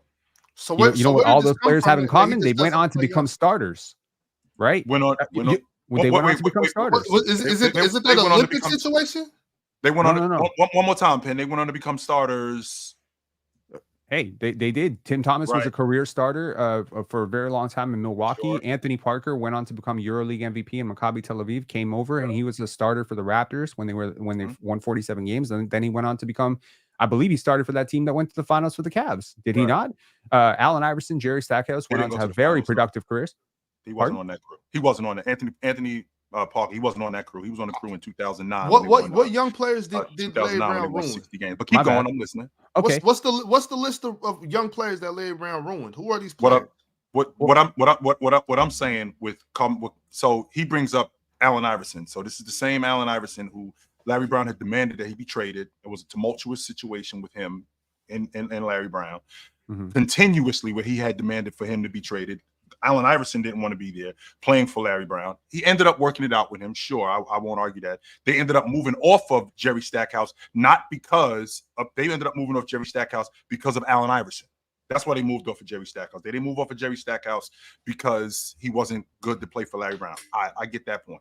However, the team in 1998, that they were building that thing in Philadelphia. They weren't doing that in Detroit. In Detroit, they had already had the core of that group together. Richard Hamilton had already been there. Tayshaun Prince, whose game was completely different than what Carmelo Anthony's game was. He was more of a defender. He was more of a perimeter defender and a stopper. That's not what Carmelo Anthony was when he would come into that lineup. He did the complete opposite of that. He was a bucket getter, but they already had that. Now, we're also talking about your rotation guys like Mehmet Okur. We're also talking bucket about getter did they have like Melo? Who was a bucket getter like Melo? Okay, first of all, we didn't know Melo was a bucket getter coming at. We didn't know Melo. We didn't. I didn't know he was going to be a bucket everybody, getter. Like that. What? We knew he was a bucket getter when he was at Oak Hill. I wasn't around, so I can't speak. But I was around. I don't think that sounds correct. Yeah, I don't think that sounds correct. Chill. We knew Carmelo was valid. That's all he was there for. That's what he was coming to do. Score. I knew that Carmelo was a scorer. I'm not going to argue that. But the bucket getter that he became, I didn't know he'd be that good. That's what I'm saying. Hang on. I did not know he'd be a 28 to 30 a game guy and arguably the best one-on-one player in the game. No, I did not know he was that good. And the dynamic of that Detroit Pistons team, the way it was put together, that wasn't really conducive to Carmelo Anthony, plus Larry Brown not being as patient with guys who don't defend early on. That's not what it was. Mike James, you bring up Mike James. Mike James, point guard at Duquesne. Mike James who, okay, sure. Ox is going to bring up Mike James and this is a different Mike James. That's different. Mike James. Yeah, this is a different Mike James. Mike James was a point guard at Duquesne coming out of college. He was a dirty work guy. That's why he fit with what was going on with Larry Brown. Mehmet Okur, another dirty work guy. That's why that fit with what Larry Brown was doing. Carmelo Anthony was definitely more of a one-dimensional bucket getter kind of guy that didn't work with that Detroit Pistons team. Add that to the fact that he was younger. And because you're younger and you don't do what's conducive to a championship level unit, that's not going to work. Just won a championship at Syracuse. Obviously, he does a lot of winning as things. A bucket getter in college. That's not true, Chill. That's wait, not true. who are these He was players a great, that he ruined? He was a who great. are these players Hold on. that Larry Brown This, ruined? I need to destroy this. I need to destroy this narrative because first of all, Larry Brown's a hell of a coach. So respect that. I'm not Yeah, gonna he argue was disagreeable. He spoke his mind. Some Sure. people have issues with him, but can we please talk about the projection that happens when we are impatient and then we accuse other people of being impatient because we are the ones who are impatient. Most people, when they draft a top 2, top 3, top 10 pick, they want that player to play right away. Sure. And if you don't play right away, they develop a reputation of that coach being a rookie killer. But maybe that player is being protected by that coach. Here's some young players that Larry Brown ruined in their rookie season. Are you ready for this list? David Robinson. He wrecked that dude's career. He went on to be a bum. Sean Elliott. Oh, he went on to be a bum too. Rod Strickland, one of the greatest point guards of all time in my humble estimation. He went on to ruin him too. Vernon Maxwell. He wasn't good. So that's what I'm talking. That's 1 year. He had them all. Those are all rookies. Like Sean Elliott and David Robinson were rookies. Not the same thing. Not the same thing. Why? The reason why they're not the same thing. Number one, there's a reason why they got David Robinson. They were garbage. They weren't a championship level team. They were trash when they got David Robinson. There's a reason why they got Sean Elliott. They were garbage. He was the number 2 pick in the draft. That was a terrible team. This team this team that Larry Brown is coaching in Detroit is on the doorstep of winning the NBA championship. And what I saw, he has in the Olympics particularly, and yes, Ox, that's to my point. In the Olympics particularly, It was the Olympics. He's got guys like Richard Jefferson, who I love. He's got guys like Richard Jefferson playing in front of Carmelo Anthony, playing in front of LeBron James, off the strength of them being young. When in reality, maybe they should be playing right away. And would Carmelo Anthony on that Detroit Pistons team with what he does as a bucket getter, could he help them? Yes, but the other stuff was necessary too because Larry Brown was very much into being a defensive coach. Carmelo Anthony didn't do that. That's not true. Carmelo Anthony was a capable defender in Syracuse. Capable. There's a difference between capable and somebody who was already established. Tayshaun Prince was already established. Yeah, he wasn't Tayshaun was still on the team. Tayshaun was not like you're trading Tayshaun for Carmelo. Right. Tayshaun was still there as a capable defender. Look, Tayshaun would have still been there strapping up. Wasn't his Rick would have still been there strapping up. Chauncey, Ben Wallace would have still been there strapping up. Larry Brown was not a stupid coach, okay? Reputation when he got there. No. He demanded, look, Larry Brown, like Kevin O'Neal, like a lot of old school coaches, especially like those people that have that militant style, it's going to rub people the wrong way, but they demand that you buy into how they want to play. And if you're not going to do what they want you to do, you are going to sit. And a lot of young players lose minutes. Almost every rookie that I can think of is costing their team wins right now. Every one of them. Alex Sarr, costing you wins. Zachary Sachet, costing you wins. Now, the way modern coaches are going to roll it out, because they don't have the pedigree, they don't have the confidence, and probably don't have the job security to do it, they're going to play Zachary Sachet 30 minutes a night. And Larry Brown, no. George Karl, no. These guys are not going to do that. They're going to say, no, you sit until you're good enough to play, and if you never play, then you're bust. And honestly, damn, I don't necessarily disagree with that sometimes, because I've been watching certain teams play these young players for damn near 32 minutes that they didn't earn. And I'm seeing, look, what happened last year with Ime Udoka in Houston? He held Jalen Green accountable, right? Minutes started to go down a little bit. True. Jalen Green got a hell of a lot better, right? You got to hold young kids accountable. You can't ice them. You can't put them out. You can't humiliate them. You need to build them up. But from what I understand about Larry Brown, he did want to build people up. It's just some people didn't want to listen. Some people had dudes in their ear telling them they're way better than they are, thinking that they can take trick shots and dare shots from half court. And if you're going to play that way, you're going to play one-on-one, you're going to sit. And that's accountability, and it's consistent across the board. And the vets buy in. You know, I look at Vince Carter and Tracy McGrady. Y'all remember that? Y'all remember that crew in 1998, 1999 with Vince and Tracy. Vince Carter jersey retirement, all he talked about was the vets that he had. Kevin Willis. He talked about Kevin Willis, D. Brown, Antonio Davis. All these guys, they're teaching you how to be a pro, right? That's why you traded a 5th overall pick. That's why you traded a Marcus Camby, who was a very young kid, to get a Charles Oakley in the door so he could teach you how to play. But he had Butch Carter holding them accountable. Butch was holding all those cats accountable. And Vince couldn't just get away with playing lazy defense. He'd have an entire team on him. You don't think that contributed to Vince playing 22, 23 years in the NBA? You don't think that contributed to how great Tracy became? So that's my point. We are very impatient with these young kids because we want them to play right away. But maybe playing right away is not in their best interest. It's in the best interest of your parlay. It's the best interest of your bets. It's in the best interest of, your highlight.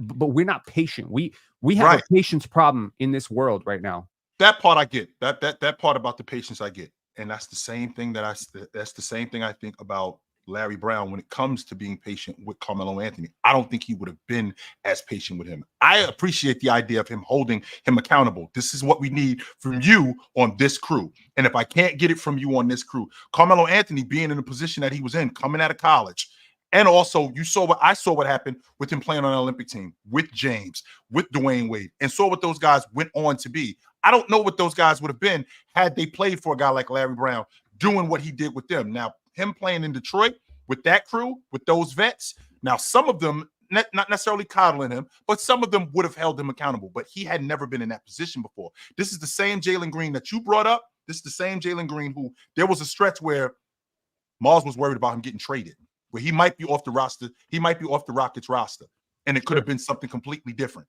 Well, when I think about Carmelo Anthony getting on that Detroit Pistons team, considering where they were at that time and what they were trying to do, and to add a guy like Carmelo Anthony, who was literally 2 years removed from high school, to be on a team that was that good with a coach, Larry Brown, who didn't have that much patience when it came to a guy like that in that situation, not like David Robinson, not like Sean Elliott, but in that situation, he would not have treated him, I don't think, the same way he treated those other guys. I will die on this hill. Melo would have been a much better player if he'd become a Piston, a much better player. Guys like Rasheed Wallace, man, the culture around that team, the Chauncey Billups, the Tayshaun Princes, those guys would have accepted this guy way more than they would have accepted Darko Milicic. I think there would have been less of a culture barrier. I think Melo fits in. And you know what? I don't know how much Melo you watched at Syracuse or at Oak Hill, but I was studying this dude because he was just fantastic, and watching those duels between him and LeBron in high school, Oak Hill versus St. Vincent, St. Mary in 240p off of Napster, off of Kazaa. Like, that was crazy times, just trying to get your eyes on the future of basketball, because that's what Melo was back then. He was the future of basketball. He was being presented as like one of the greatest, high school players of all time. And I'm telling you, watching this kid, I watched a lot of losing basketball players in my life. Carmelo Anthony was not a losing basketball player in high school, and he damn sure wasn't a losing basketball in Syracuse when he carried that team. And he was not a bad defender. You could say he wasn't LeBron capable defensively. He wasn't D Wade, but he wasn't a bad defender. He was a good positional defender, and he was a great rebounder. And when he went to Denver, I don't know. I could say it definitely could have been worse. It could have been a lot worse than Denver. But I think in Detroit, he would have had to earn his keep. I think he would have had to earn their respect. Melo is a competitive dude. I think you are there's this old adage that you are the amalgamation of the 5 people you spend the most time with. If you could have gotten Rasheed Wallace, Ben Wallace, Chauncey Billups, Rip Hamilton, the work that these guys put in, anytime Melo done any of his, taking his headband off, throwing it down, not getting back on defense, boom, Rasheed Wallace on you. Like, what are you doing? I'm so sad that they picked Milicic over Melo, because we were robbed of probably a top 30 player of all time. I agree with everything Penn said. But, ladies and gentlemen, we are going to move on to one of my favorite segments of the week.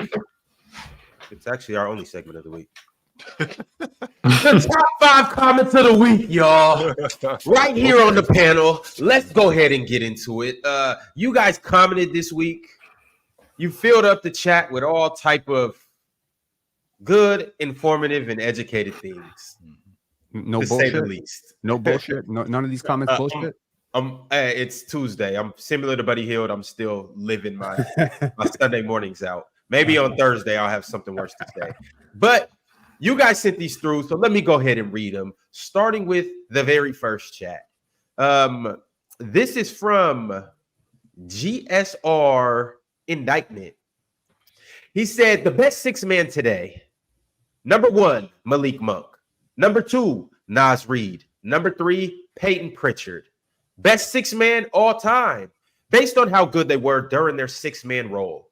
Number 1, Kevin McHale. Number 2, Manu Ginobili. Number 3, John Havlicek. Number 4, Bobby Jones. Number 5, Jason Terry. Honorable mentions, Robert Horry, Lamar Odom, and Lou Willville. Jamal Crawford get no love. All right. I don't know what Tari Eason have to do to go on that list, but I guess. Cool. Well, Yeah. Shout out Malik Monk. Y'all see that dunk last night? I saw that game last night, actually. It was a nice game. That was cool. I just want y'all to know in this whole 6-man conversation right now, unless Rick Carlisle gets it together, Benny the Bucket.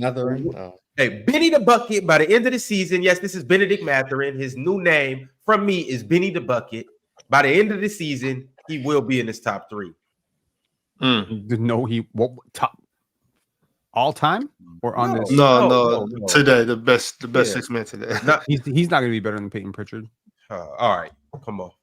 He know better than Tari Eason. All right, come on. He know better than Thompson. I don't know what to tell you. We got a 6th and 7th man better than him. So I mean, so Peyton Pritchard's better than Benny the Bucket. Can we be real? If you could trade Benny the Bucket for Amen Thompson and you wouldn't do it, you're crazy. Well, that's different though. We're talking in a 6-man. How is it different? Benedict Mathurin is 22. Like they're the same goddamn age. No, here's what I'm saying. In this conversation for 6-man of the year, Benedict, like if I was to choose one of them to win the award, Benedict is gonna win it. Yeah, because he scores more. I'm just doing exactly. That's what I'm getting at. Mark. Oh, so you're not saying he's the best off the bench? You're just saying no. I'm just saying as a 6-man. Right. If you so high on Benedict, what? So Amen Thompson's better than Benedict Mathurin? Yes, Ox. Yes. I'm just asking a question. Yes, Ox. Relax, bro. Just want to have a conversation, bro. But Benedict is better than Peyton Pritchard. He's a better player, or he's just a better 6-man because he scores more? Both. Yeah, you guys are extremely high on Peyton Pritchard, and I like Peyton, but like I'm just not as high on Benedict Mathurin this year. But I think he's been better this year than he was last year. That's not saying much. I think Benedict Mathurin was just an objectively bad player last year. So I mean, progress. You seen what he did to the Celtics the other night when he put 30 on them. You see him cook Luka? I seen him cook Luka. How's his defense been? There's a reason he doesn't start. He started last night. Did he? He's better than Neesmith. Like he's better than Neesmith. And he's better than Nembhard too. He's a better scorer. He's better at what? Better at what, Ron? Ryan Nembhard or Andrew Nembhard? Both. Oh, Lord. Hey, shout out to Ryan because he got busy last night. Gonzaga smacked Baylor. But aside from that dunk, yeah. Mark, you agree with that? Andrew Nembhard over Benedict Mathurin he's the second way. I mean, the way Nembhard started the season, he hasn't been great. So I mean, this is good timing to say it. Historically, well, no, I think Nembhard is better, but based on his 7-game sample, Ron has the recency bias on his side. No, I felt this way even last year. Yeah, but last year you were just wrong. Like, it is what it is. And also, too, Benedict is slept on as a defender, too. But I know what y'all going to say. Oh, no, he's not. All right, man. Let's just move on, y'all. Let's just move on. That was me sleeping on him. Hey, but y'all going to see, though. We're going to start watching the pictures a little bit more. We're going to start watching Benedict Mathurin. Because keep in mind, he wasn't here all last year. So we're going to start watching Benedict Mathurin, and then we'll see. He's just getting his steps in defensively. All right. That's it. See how Ron excited to talk about the Pacers when they finally cardio. Win the game? You see how excited he was he's to talk doing about the cardio Pacers? out there. They finally won. He's making a lot of motion with his hands. He's trying to get all busy, but you're not doing shit. Okay. I'll make that same bet. I'm gonna make a swipe with you too, bro. You already have a bet which you are 100% about to lose, which is Russell Westbrook will not win 6-man of the year. He just had 20. Wait, so Ron, Russell or Benedict Mathurin? Who's a better 6-man? Well, no, Ron. Who the better point guard? No, you said Russ gonna win the award. So yeah, who the better 6-man? It's like 1A, 1B type thing. You know. No, it is not. So who's the A? Who's the A? Russ. And Benedict is B's because his name starts talk in your mouth, man. You don't have to cap for Russ. Y'all talking like Buddy Hield only started. So what are you trying to say in the chat? Bro was in the 20-20-60 club. Now he's in the 30-30-60 club. Y'all not entertaining me. So I'm gonna holler at him. I'm gonna stay out of this. Well, y'all just attacked me. I'm gonna leave y'all alone. I'm gonna just talk to the chat. Wait, you talking about somebody attacking you, and I just got jumped on? Come on, Ox, get back in the fight, man. I'm chilling. I'll just be steady hating on the men for no reason, man. I mean, it is what it is. I guess it's cool. I'm not hating on the men. I'm just, you know what the thing is. This year, I'm just watching more of the men, just making sure that. So you seen him looking up Jalen Brunson? You seen it? What do you not like about his game, Ox? Or do you not like something about his game? It's not, I actually like the style of play. I like those type of players. I'm just don't know if he's like that good though. He basically thinks what is what it is. So he just thinks more hype. It's not coming together for me. Like I think he is one of those guys that if he's like the second or third person off your bench, you know what I'm saying, and that's like the role you stay in, like you're gonna have like how Tony Allen and James Posey did for the Celtics back in the day, like you know what I'm saying, like one of them. I think he's a lot more talented than those guys. Just personally. I'm like, but look, what all I'm saying is I'm watching a lot more of him this year. You know what I'm saying? I'm watching a lot more of him. All right, y'all. We got another. I hope I'm wrong. Oh, you are, but we'll see when you realize. We got another comment, and it's from PJ's point of view. Excuse me. PJ said, "I hate when Ron talks basketball." Huh. That's crazy. I stand with PJ. And with PJ, I don't stand with PJ. Because I hate when Ron talks. Period. Hey PJ, check this out. I know somebody that likes my point of view. On to the next person. I do know somebody. I stand to Ox now. Yeah, I stand to Ox now. You see what I'm saying, Morris? I stand to Ox. All right, you know what, PJ? I don't know anybody that likes my point of view. Okay. No, not at all. I like Ron's point of view, provided he's not talking about Russell Westbrook or the Indiana Pacers or everything to do with Seattle. Beyond that, we're cool. Oh, or Scotty Barnes. Actually, I'm gonna stick with it. I don't like when you talk basketball. Never mind. I'm going down the list. And I'm like, man, I'm gonna talk for like the next 40 minutes. If I tell people everything I don't like when you're talking about. I don't like when you're talking about euros. I don't like when you're talking about property taxes. I don't like when you're talking about. I don't know what you're talking about. Anything, right? Pin anything. That's what I'm saying. Like I just said that a couple seconds. See what you just started, PJ. Now, Pin done turned into Kendrick Lamar. I hate anything about you, Ron. Everything. But PJ, Ron's cool. I still stand on my point of view, though, PJ. I know somebody that actually likes it. All right, moving on to the next comment.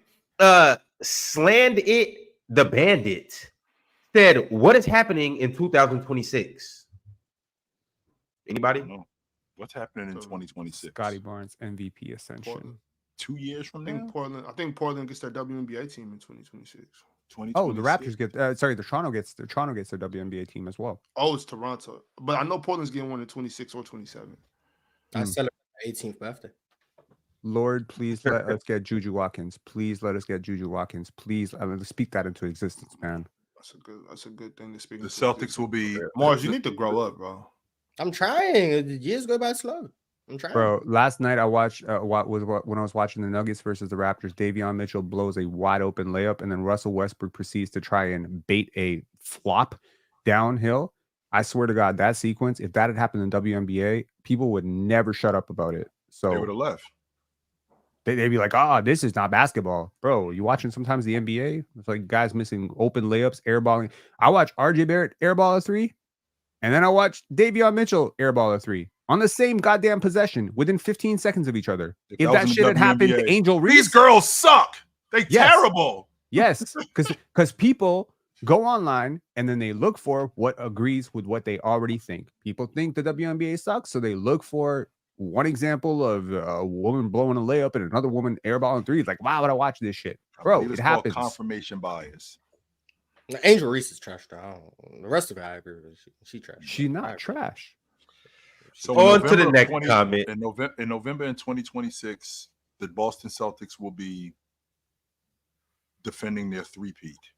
Oh God, that's not happening. It really isn't that crazy. It's reasonable. Really It's not that reasonable. crazy. Mm-mm. You know how old Drew Holiday's gonna be? You know how old Al Horford's gonna be? 36. Al Horford gonna be gone. Al Horford won't be there no more. Yeah, this Al Horford's last year. I'm like 26% I'm sure. He might got one more after. Well, you know what? Yeah. No, I don't think so. He go out with a back-to-back championship. That's his Hall of Fame case cemented. He's already first ballot Hall of Famer. He's already not Ox. He's not getting in ballot. before First Horace ballot. Grant. No, he isn't. Yeah, first ballot. He's not getting in before Horace Grant. Horace Grant. No, he ain't getting in before Horace Grant. Well, that's Grant their not problem. getting in Horace the should have been in there. Al Horford went back-to-back at Florida. Yeah, I mean, he's had an amazing career in the NBA. He just Horace got Grant was second-team All-American at Clemson. He was the best. I said, Chill. That's on them. Horace need to work in his own case and keep Al Horford out of this. This don't got nothing to do with Al Horford. Horace Grant need to be in the Hall of Fame. That's on him. Al Horford still, if he get one more, if they repeat and Al Horford contributes like he's been contributing, he's first ballot. First ballot is crazy, but I mean, shout out Horford. So it's not Al Horford's fault. Horace Grant ain't in the Hall of Fame. Shit, he better write a strongly worded email or something. Daryl S. With the next comment of the week, he said, I love the conversations. It's easy to find content talking about the Lakers or the Rockets or even the Kings. It's not as easy to find knowledgeable Raptors content.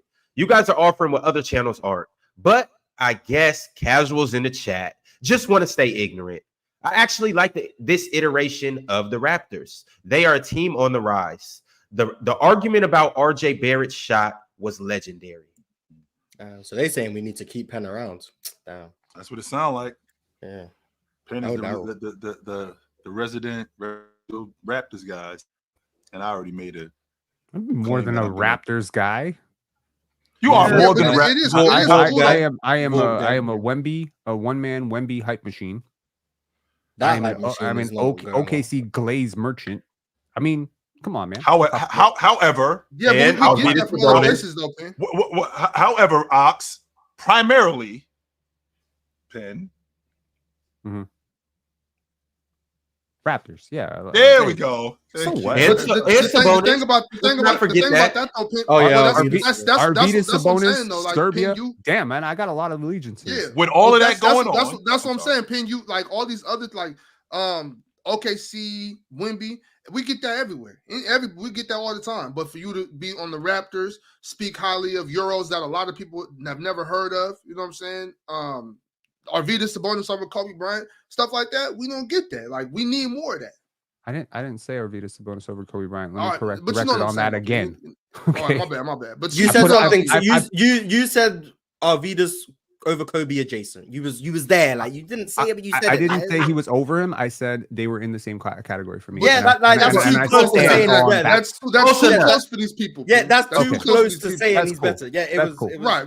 So you get what I'm saying, but it's just like when you because you talk about Serbian players that a lot of us don't know about, and then the Raptors, that's stuff that we're not getting every day. So it's unique, and it helps us be unique. Yeah.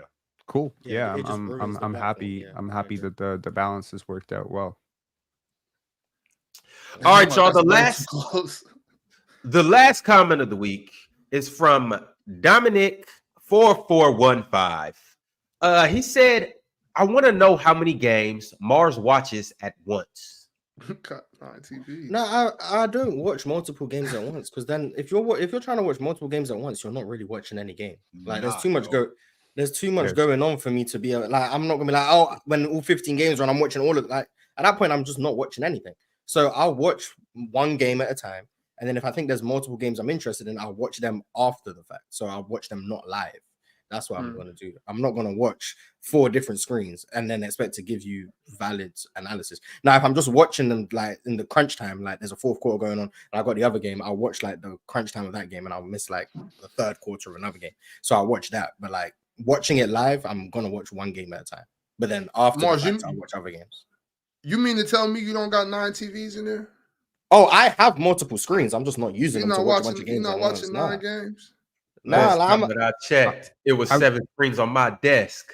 Like, I'm sorry. Like, some people are better than me. Like, if you can watch 3-4 games at once and have a strong grasp of what's going on in each one of them, then you just better than me. Like I'm fine saying there's people who are better than me.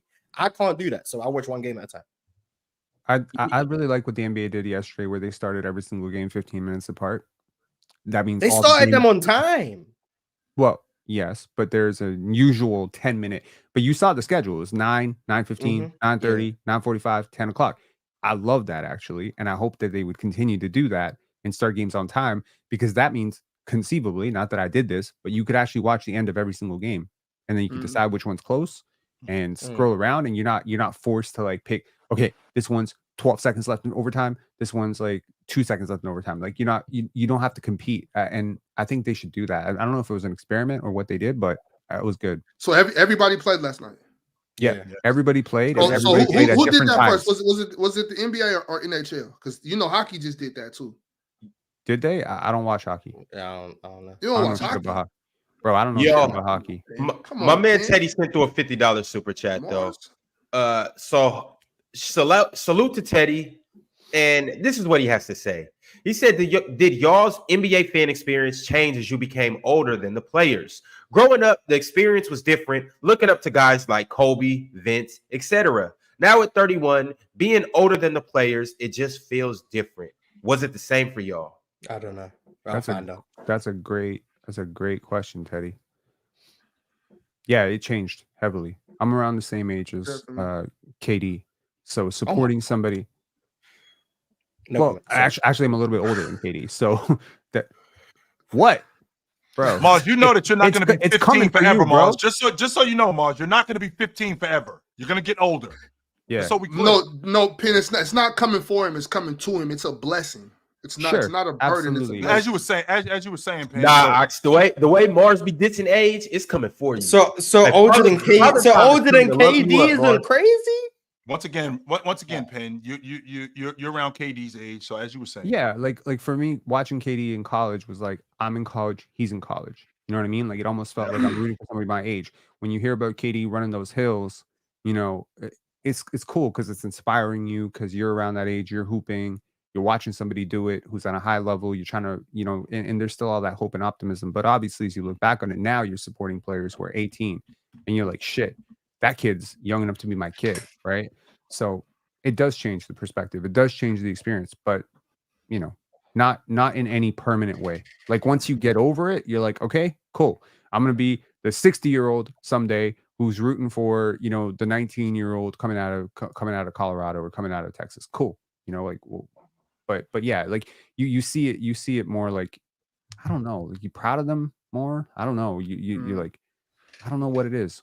What about you, Cho? How did it change for you?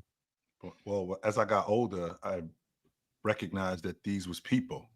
That's what affected me the most. Because before then, like they were superhuman. They were on TV, and to be on TV was just amazing. But then to actually be around these people, and like Shaq, I mean, Shaq is he's my cousin. I mean, for other people, he's the Diesel, but for me, that's just my cousin.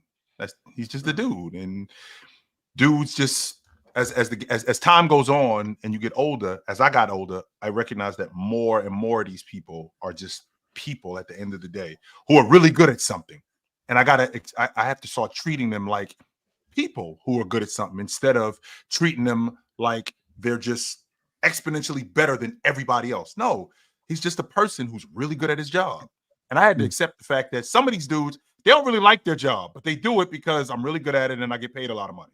And that kind of bothered me when I was younger. But then as I got older, I recognized, I understand, because there's plenty of people in the workplace who, to Mars's credit, I hate my job, but I'm really good at it. And I was of the belief that, quit. Go find something else to do then. If this isn't what you want to do, go find something else to do. So that's where I was at with those guys. To me, it changed a bunch of different times. Like as you get older, you learn more, you experience more, you learn more about the game and just life, and it's just a bunch of, like way different. Like when I'm younger, I'm like idolizing these guys like Kevin Garnett, Scottie Pippen, guys like that. I'm Amari Stoudemire. Like to me, I'm idolizing these dudes. Like, man, I want to be like that. I could do that. I'm practicing. I'm trying to get like that. Then you get older.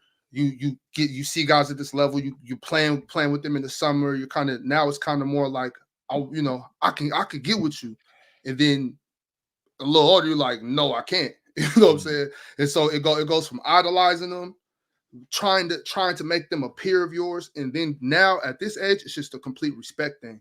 Like for you to get to that level, it's so hard. You have to be so good. You have to be fortunate, and it's just like that's the cream of the crop. So now when I watch, it's like, man, this is just amazing. It's a respect thing now. So you go from idolizing to now I don't idolize anymore. I'm just more of a fan now. Like you know what I'm saying? I'm still pissed with Jordan for that be like Mike thing because he tricked us. Mike had me believing that I couldn't do that, but at 19 I'm like, maybe I can. Maybe I can be that good. That wasn't Jordan. That was Phil Knight. No, marketing I'm genius. never gonna be that good. No matter what I do, I'm never gonna be that good. Yeah. No matter what. But when you go from like praying, wanting to be that good, working to be that good, and then thinking you're that good, and then realizing really fast, like, oh shit, like I see what's going on here. You know, I'm never gonna be that good. Never. Yeah. That's I love that about it. That's what makes me. I think that helps me love basketball as much as I do because it's just something like, you know, it's just basketball is just a beautiful thing all around. And it does so much more than on the court. Basketball has expanded so much off the court that it's life changing. Like I wouldn't know so many people that I met. I wouldn't have started traveling the world. I wouldn't have met a bunch of people involved in different businesses, been able to have different experiences if my pops wouldn't have put a ball in my hand when I was little. Like you're gonna hoop. You know what I'm saying? Like if it wasn't for basketball, it wouldn't be. You know, I have no idea. You know what I'm saying? It's just like that started networking, able to travel. First time I got on an airplane was to go play basketball. You know what I'm saying? So it's like, I don't know. That's just where the love comes from. It's a respect thing now. Yeah, I remember when I was a kid, like my dad and I didn't have much in common. The only times we would really talk, two things: when we're watching Knicks games and when he was coaching me how to play basketball, because my dad could play basketball. And then when I went on and my dad passed away, and my mom was a single mom. And then we had like a lot of shit that like a lot of teenagers, they don't get along with their parents. And me and my mom, we just wouldn't speak. The only time we could sit in the same room and be together is watching basketball games. So it's like basketball is like the one thread that has unified me with both my parents, most of my best friends. When you're on the team, that's your squad. That's the people you're hanging with after the game, pre-game, in workouts. That's the people you're going on tournaments with. So those become your best friends. And it's like hoop is just everything. And obviously, like if you're in the city, that's the main sport. You know, I know when we moved to Canada, a lot of people played hockey, but they didn't fuck with me. They're not talking to me because I just wanted to play basketball. I always had a basketball in my hand. So I don't know, like basketball. Did I know you was a hooper? I played basketball. Let me find out you're the second best player on the panel right now. No, I'm not. I watch all y'all play. What's your cup? Like back in the day when you actually played. Manu Ginobili, but shorter. Second best player on the panel. You were left. No, I was not.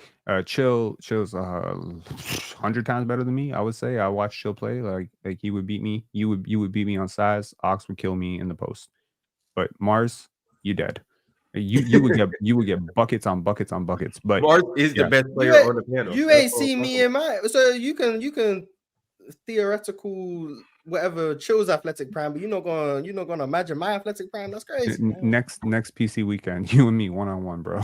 No, because I'm out my prime the same way Chill's out his prime. How you gonna do that, bro? So Chill. We just acknowledge I'm KD's age. You can't back in my day for me. You can't do that. Whatever, man. Hey, Pin, how tall are you? 5'11". 5'11". Okay. I got chance. No, you don't, Mars. 5'5". No, Mars, you already told us you 5'2". So anyway, no, I'm like 5'5". I'm like 5'5". So to Ox's point, Ox, as you know, I'm 51 years old, and my four friends, my best friend since the fifth grade, my best friend since the 5th grade, still to this day, my second best friend since the 7th grade, his brother, and my third best friend since the 10th grade. We're all still friends to this day. We talk daily, and that's solely connected through basketball. Solely connected through basketball. We find out later on that we have other things in common later on in life, but primarily it was basketball. That was it. Yo, chill. That basketball, it was serious. Like if you weren't you didn't have to be a great basketball player or good at basketball, but you'd have to be able to at any minute get down and come be on my team, or I can't associate with you. I can't talk to you. We can't be friends at all.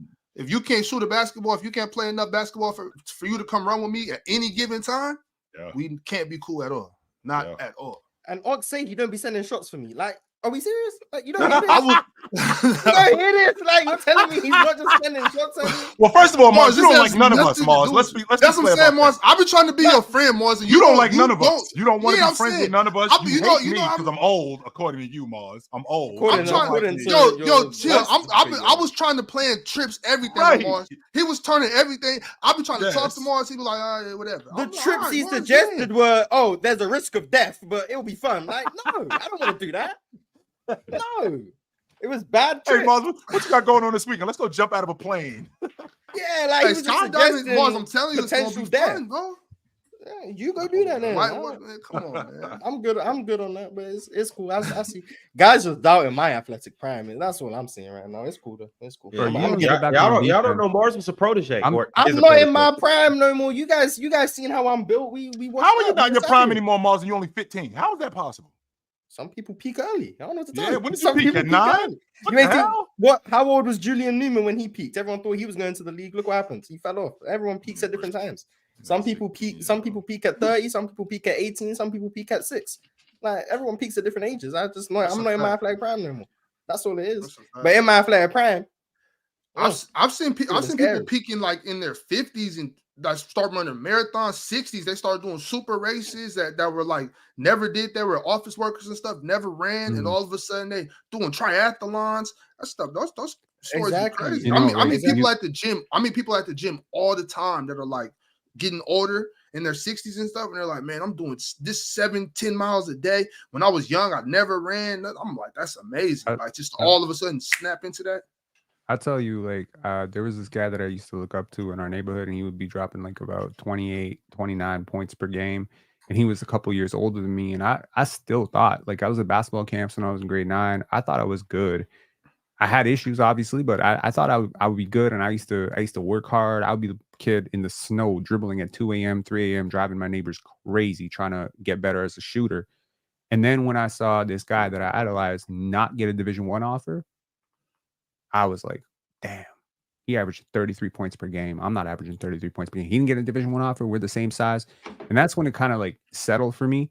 And then when I saw NBA players, and you go to some of these camps and there's NBA players, there's guys like JYD, Chris Bosh, those guys are there. And you see these guys raining jumpers from like 5 feet out of bounds. And you're like, damn, NBA players are good, you know? Because when I was younger, I used to think I could beat like Milt Palacio. I'd be like, I could beat Milt Palacio. I'm older now. I realize Milt Palacio would have beat me 101-0 with his hand tied behind his back.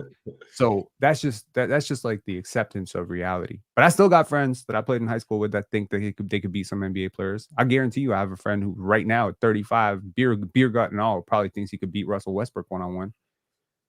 That's just. Man. But when you're around these players, you realize there's nothing. Better stay away from Russ.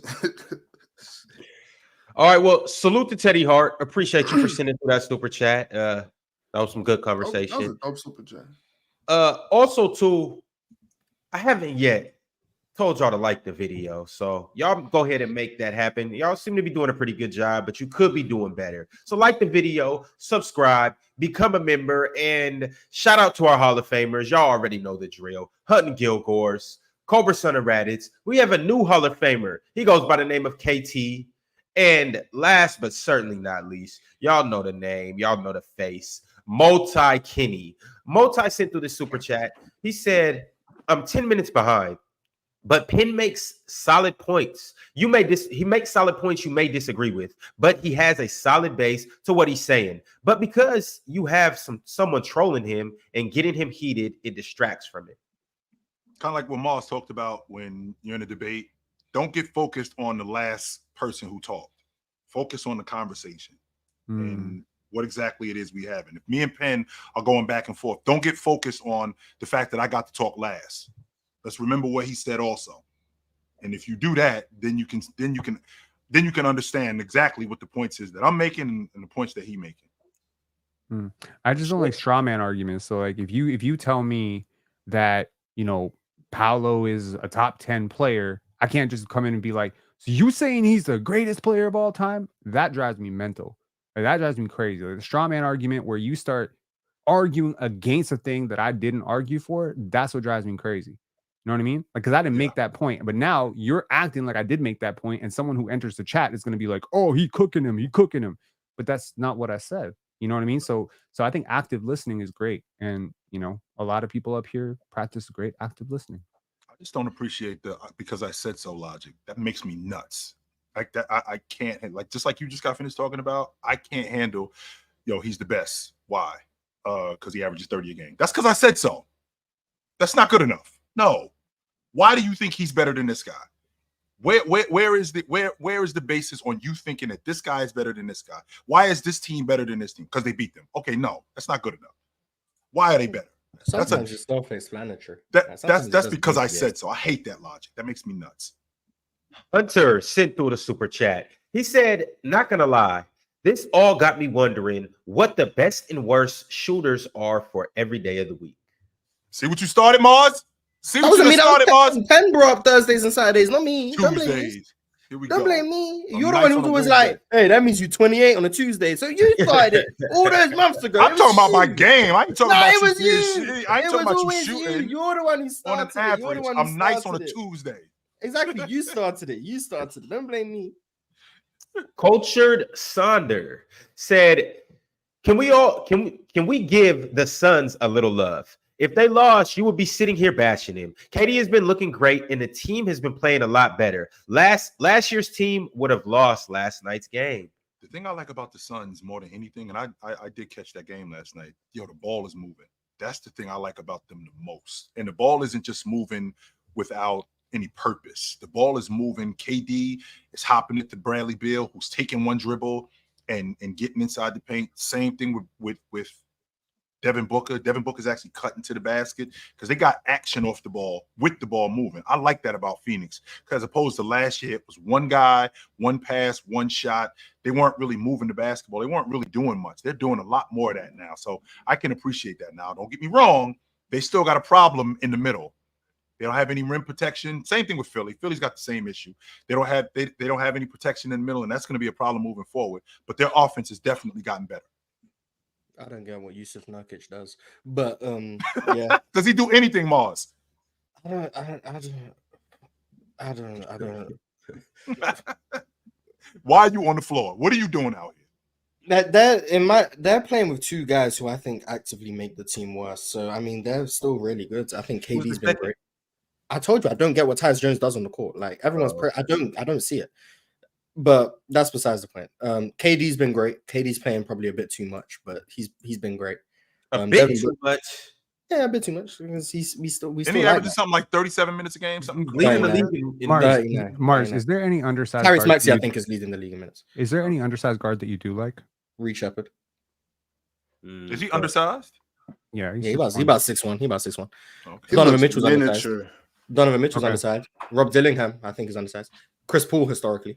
Tyus Jones, I don't see it. But KD's been great. Devin Booker, I think overall has been pretty good. Last night he didn't play particularly well, but yeah, whatever. Brad Beal has been good when he's been available. Royce O'Neal has been great for them this year. Grayson Allen, I think, has done Grayson Allen things like kneeing people in the back of the head. Ryan Dunn, like we've all established, has been a revelation. So I think they got a good team, and Bud has done a great job.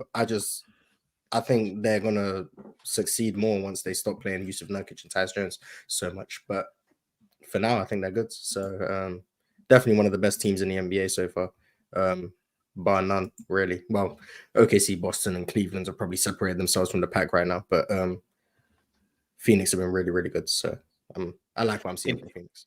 We're actually about to get into the standings here in a second. We're going to look at what the standings look like 2 weeks into the season. We're also going to look at the top 10 scorers as of this moment in time, rebounders, assist getters, all of that good stuff. But I do have 2 more super chats that I must get around to. And then we'll go ahead and look at the landscape of the league 2 weeks into the season.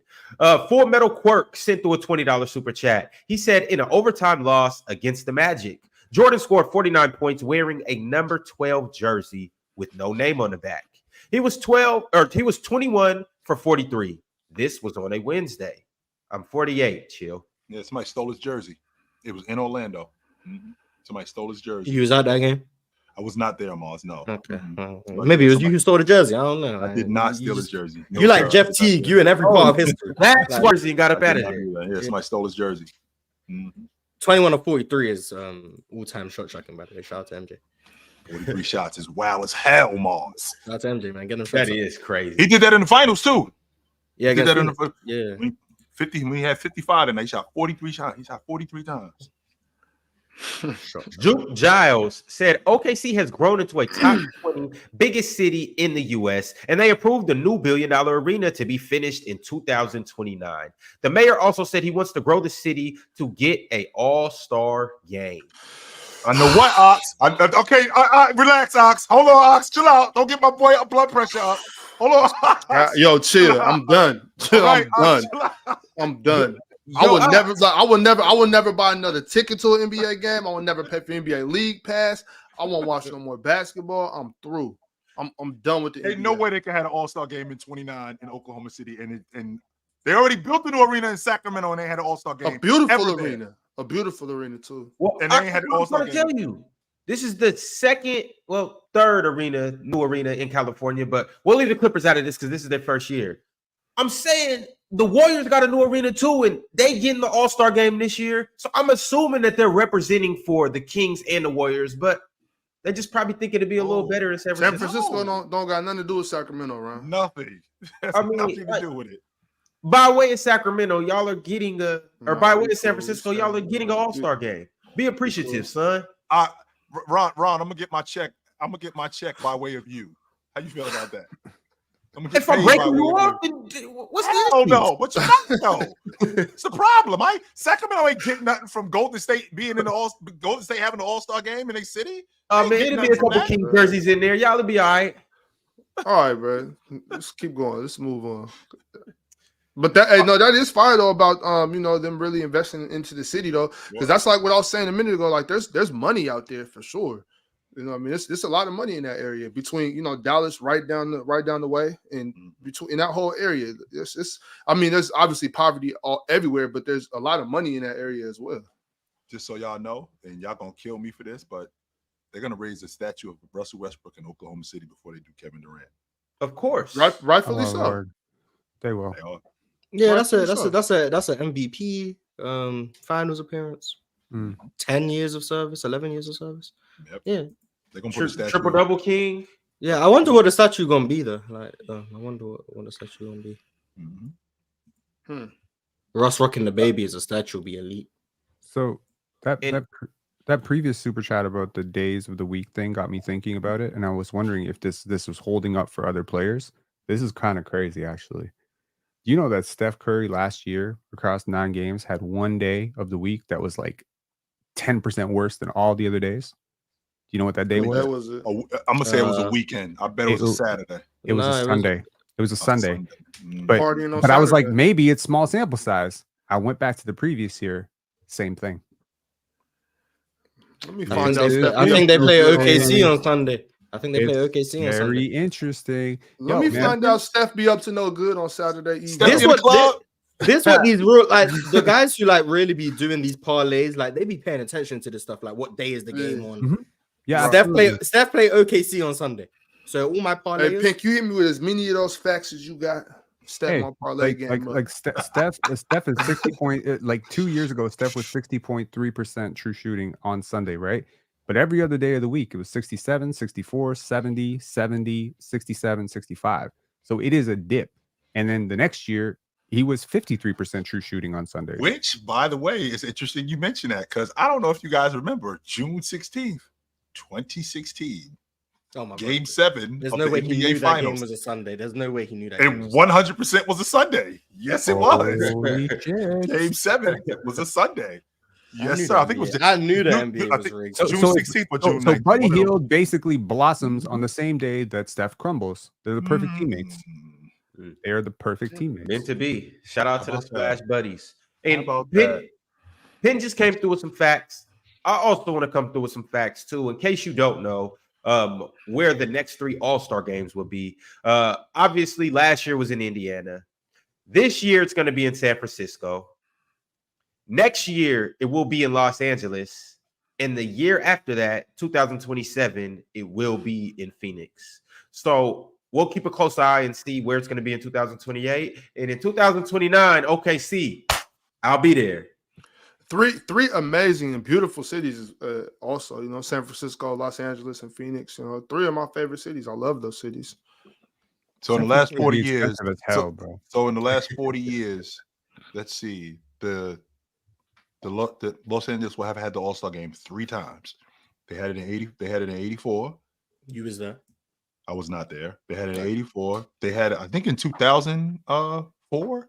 Yeah, it was something like that. 2003. Looking back, it was one of them years. In the 2003 or 2004, and then now they're gonna have it in. It's gonna be in 26. You say around or 27? 26. Yeah. I would almost expect it. I would almost expect it more than that. Vegas had one in 2007. Kobe got All-Star MVP that year. Yep. Have you guys ever been to an All-Star game? Yep, I was there in 2001. Yeah, we gonna be in one in San Francisco. I was there I was there. Yeah, we'll see if I show up. You know how long that flight is? I looked it up. There's no guarantee I'm making it that far.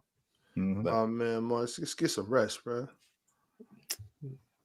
Watch a I'll movie. see you in San You'll Francisco, be all right, Morris. Watch a couple movies, bro. 2001. Carpool. Yeah, So, that's all it takes. Going You got to back- judge. You got to judge and make sure you watch the long movies. Like I'd have to watch Endgame like 4 times. So this is Yeah, just, you got to watch long movies. Avengers Endgame.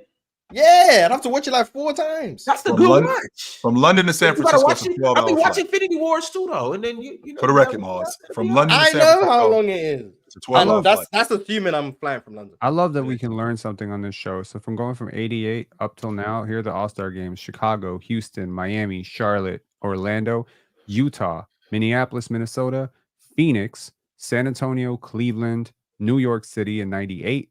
Then we didn't have it was due to the lockout. No All-Star game in 99. Nope. Then we got 2000 Oakland, 2001 was Washington, then Philly, Atlanta, Los Angeles, Denver, Houston, Nevada, New Orleans, Phoenix, Arlington, Texas. I don't remember that. Cali. That was where the Cowboys were. That was in 2009. Yep. All right, Los Angeles again, Orlando, Houston, New Orleans, New York, Toronto, freezing. Damn, it's like negative 30. Toronto was 16, New Orleans, right? Toronto was 16. Los Angeles again, Charlotte, Chicago, Atlanta, Cleveland. Charlotte. Yes. Charlotte 2019. KD was MVP. And then we had Salt Lake City, Utah, and Indiana. And then y'all said So the All-Star game was in Utah twice. Yeah, so the All-Star game was in Salt Lake City twice, right? You got shit to do in Utah in the winter, don't you? You got skiing. You got skating. I don't know, some shit. It's been nobody going to the Salt Lake All-Star game. City. Going skiing. You got a lot of white people shit, and there's a lot of media people who enjoy it. It's a meeting point for the league. It's not just for the players. It's for executives. It's like a break for the it's like Vegas in the summer, and then you get Salt Lake City in the winter. I think people are happy with that. I did notice of all of those since '88, that was 37 years. I did notice, Penn, that there's a city that you didn't say. I don't think I heard you say Sacramento. Did He Sacramento said have an Oakland and San Francisco. You Okay. didn't say Sacramento though. I mean, what is that to do? Did Sacramento have an The All-Star same game? thing that there's to do in Utah. Ain't shit to do in Salt Lake City, Mars. Just so you know. There is to Cleveland, do too. in I Sacramento. won't give you that. Cleveland had 2 All-Star games. It ain't nothing better to do in Cleveland than it is Sacramento. Yeah, but Cleveland has LeBron. And it's gonna be cold. It's gonna be cold too. Like, yeah, it's whatever. Let's move on. Is there a city that I didn't name that y'all think should have had an All-Star game? The only cities that haven't had All-Star games is Sacramento and Memphis. That's it. And London. Memphis is cool. Overseas All-Star game. Yeah, No. They should do that. Actually, That would be fire, I wouldn't be against that. Do one in Beijing. Go do one in Abu Dhabi. Go do one in They London. should Go do do one one in in- Yeah, London. there you go. They should do one in Hawaii. Where? London. Do one where I don't have to fly so far. That would be great.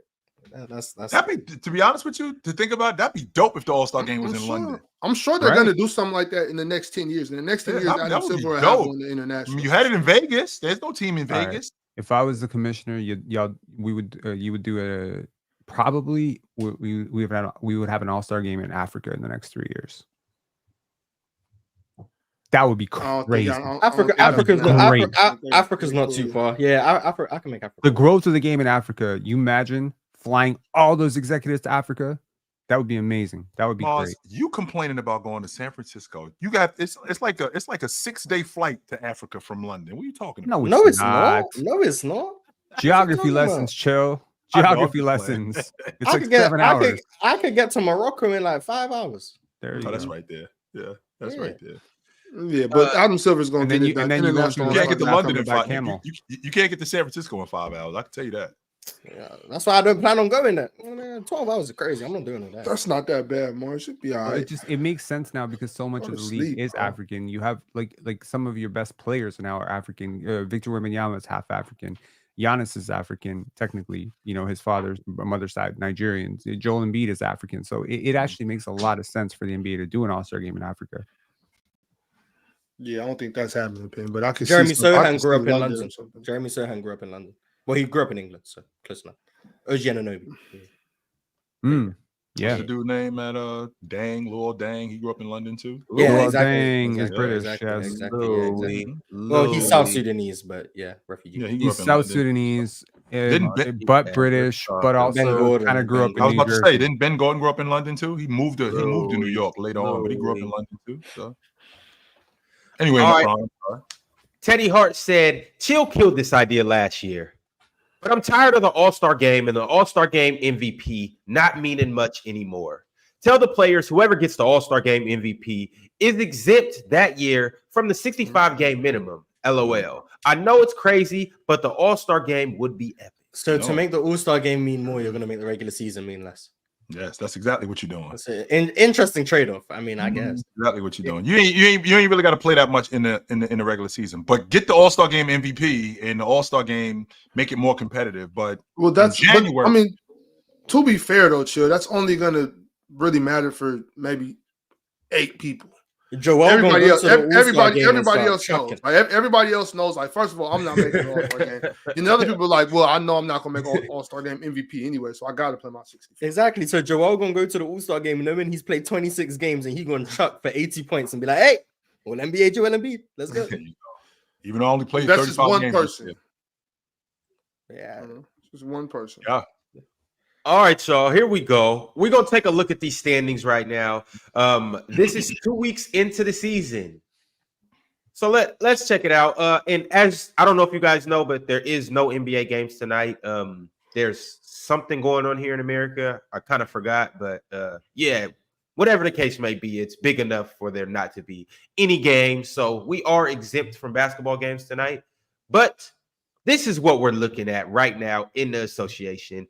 This is the Eastern Conference. We got the Cavs up top at 8-0.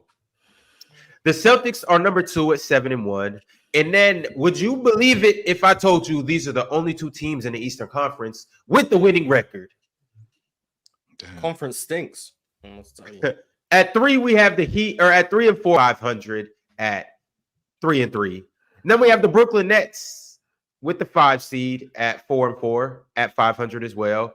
Then we have at number 6, well, tied for 6 and 7. We have the Bulls and the Pacers at 3-4. The Magic at 8 or 3-5. Well, a tie with at 3-5 between 3 teams. The Magic, the Hawks, and the Pistons. They are tied for the 8th, 9th, and 10th seed. They all are at 3-5. And then you have the bottom barrel teams. You have the Wizards at 2-4, the Hornets at 2-5, the Raptors at 2-6, and then at 14 and 15, the biggest curveball that we've got all year. The Bucks. That's the worst record in the league. Just so you know, Ron, that's the worst record. Oh yeah, because Utah won last night. Yeah. Yes, that's the worst record in the league. That's not a bad record. It's the worst in the league. I'm not too surprised to see the Sixers down here. Yeah, Philly without Joel Embiid would be 4-4. The Raptors would be 4-4 if RJ could beat the Nuggets. 2 shots. If you could, for real. The Raptors should be 1-7 right now. Come on, man. Don't do that.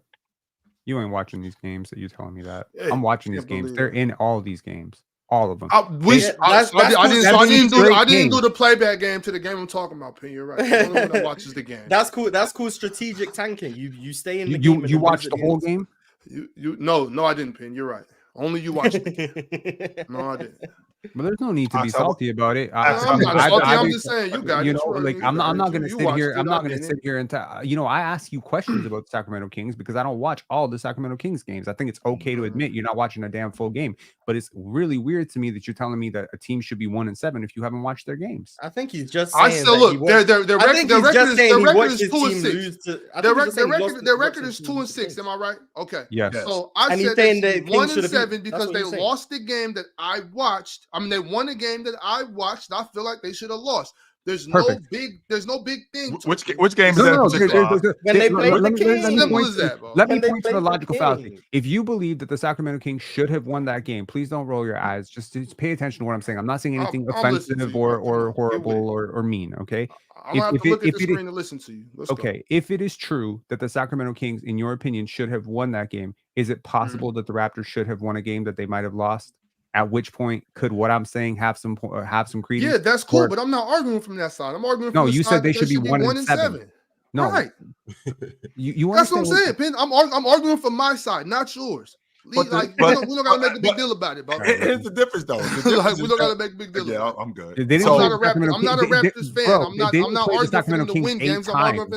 I'm arguing for them to lose games. You can say one of those wins is fraudulent. You could say one of those wins is fraudulent for you because De'Aaron Fox, went 0 for 11 and cool. I'll agree with you that the Sacramento Kings should have won that game, but I'll also agree that the Raptors should have won a bunch of games that they lost.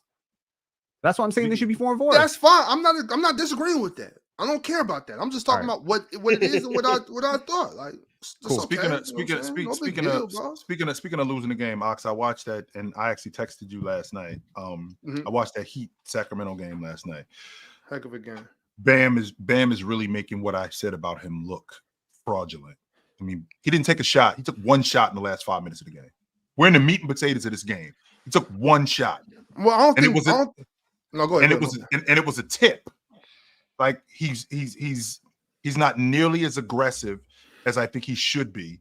Don't get me wrong. Jimmy Butler got going, and Keegan Murray had his hands full with Jimmy Butler, 100%. Yeah, he did. And I thought that Sacramento had a really hard time guarding the long ball line because Miami had spread them out last night. Scary Terry had knocked down a couple of shots. Jimmy Butler had got going in mid-range. Tyler Hero also. I love when Tyler gets playing like that. 100% he had gotten going. But with that being said, I'm watching Bam. There's stretches and there's areas where I've seen him score and I've seen him be aggressive, and he was not at all last night in the meat and potatoes. He was so focused on just running the offense. I appreciate the idea of you being that kind of player where you're coachable and you want to stick within the system, but at some point you have to deviate away from the offense and you have to take advantage. You have to take advantage of mismatches. Sabonis outplayed him last night. Sabonis 100%. Well, he's better than him. He should outplay him. 100% outplayed Bam last night from the mid range on the glass.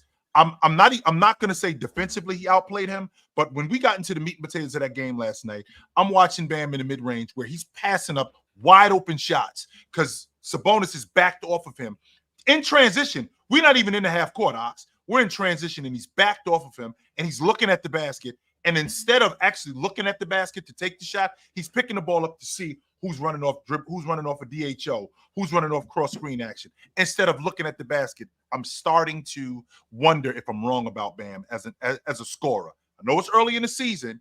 And I've seen Bam be aggressive as a scorer. I'm starting to wonder if Bam is as consistent as a scorer as I'd like him. That's it right there. I don't think he is a consistent scorer like you want him to be. I think he can consistently give you 17. Should we settle at 17 maybe? 19? 18, something like that, you know what I'm saying? Something like that. But I think that's good I think that's good if they got other guys that can score. You can still build around Bam because he is a great defender.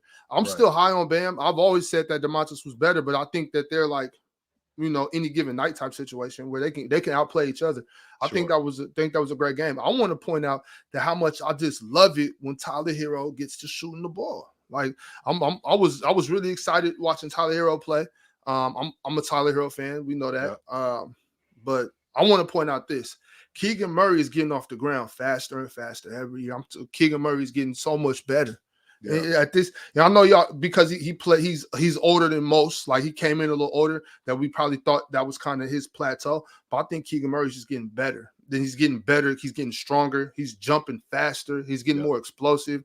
You know, he's taking challenges. But I think the game plan last night with Miami was to do their best to keep Sabonis off the glass. It did not work. You can't do that unless you're Looney. And the reason why they tried to do it was because they tried to limit your second chance opportunities and plus slowing you dudes down in transition. So we could do our best to keep Sabonis off the glass. That's why you got Bam, only except that didn't happen. And I thought that Miami did a poor job in keeping De'Aaron Fox out the lane. I thought they did a terrible job at that. I think De'Aaron Fox did a great job in attacking downhill, particularly in the mid post. Not necessarily getting to the rim as much, but particularly in the mid post, like right in the mid range. He was really good around that area.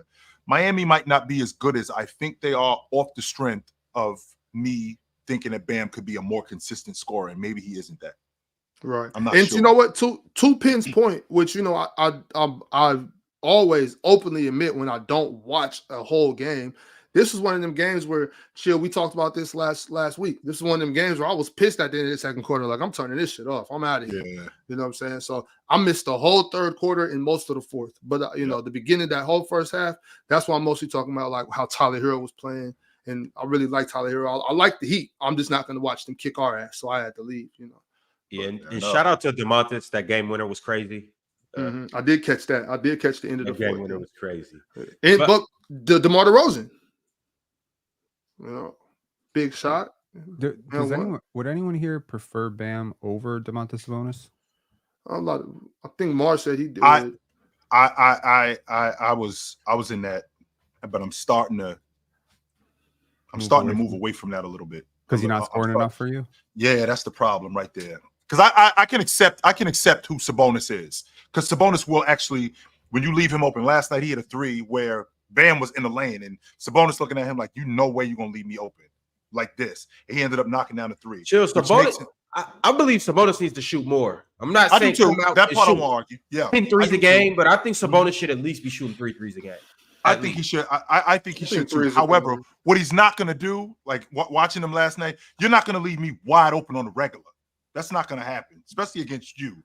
You're not going to leave me wide open on the regular. So the fact that he can knock down the long ball, the fact that he can knock down the mid-range, if you leave him open, that's a complete and utter disrespect to him, I think. And I think he took advantage of that last night. I think DeMontis is a better basketball player than Bam Adebayo. All right, Sean. Yes. Teddy Hart said it's one player, referring to the All-Star. For that, Teddy. It's not happening, bro. The All-Star game is cooked, Teddy. You know why? Right. I'm gonna tell you like this: the All-Star game is cooked now, and it's gonna stay cooked. It's doomed. It's cursed until they bring it to Sacramento. When the All-Star game comes back to Sacramento, we will get the glory days back. The glory days of the All-Star games that we used to have back when we were in middle school. You know, Ron, I'm still having a difficult time with this. Like you just ran down the standings. The question was asked, like, is there anybody that you surprised with? Right? Is there anybody that you're surprised with? Are you surprised that Cleveland is as good? I'm surprised Milwaukee is as bad as they are. I can't believe how bad Milwaukee is at this point. I did not think that they would be this bad. They're in the bottom 10 in the league in points. They're in the bottom 10 in the league in defense. They're in the bottom 10 in the league in transition points. They got the best transition player in the game, and they're in the bottom of the league in transition points. They're in the bottom 3 in the league in defensive rebounding. They got one of the best rebounders in the league in Giannis. They guard the long ball line. They're in the bottom 10 in the league in defense at the long ball line.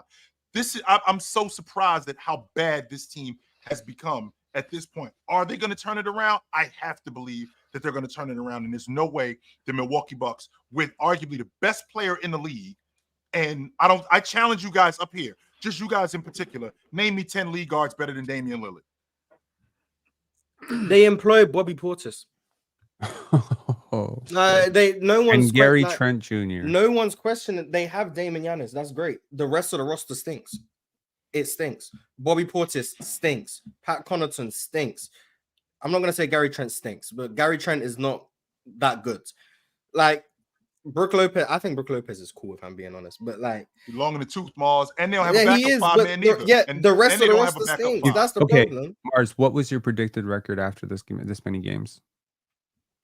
Like I'd have to look 4 at and that. 3, 5 and 2, something like that, right? I don't think anyone. I didn't think they'd be 1-6. I had them obviously beating the Bulls, the Nets.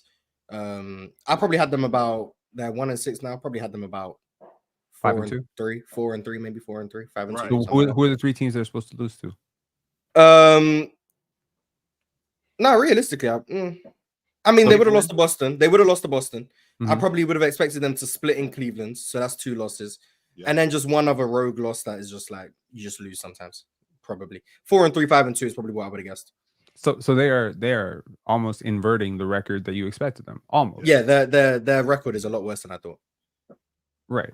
So yeah, they are the biggest disappointment because I thought they were deep, and when they got DeLon Wright plus Gary Trent Jr. on a minimum, I was like, that's the best offseason. Like that's great. Like, those are real rotation players, and you get them at minimums. Those are real guys.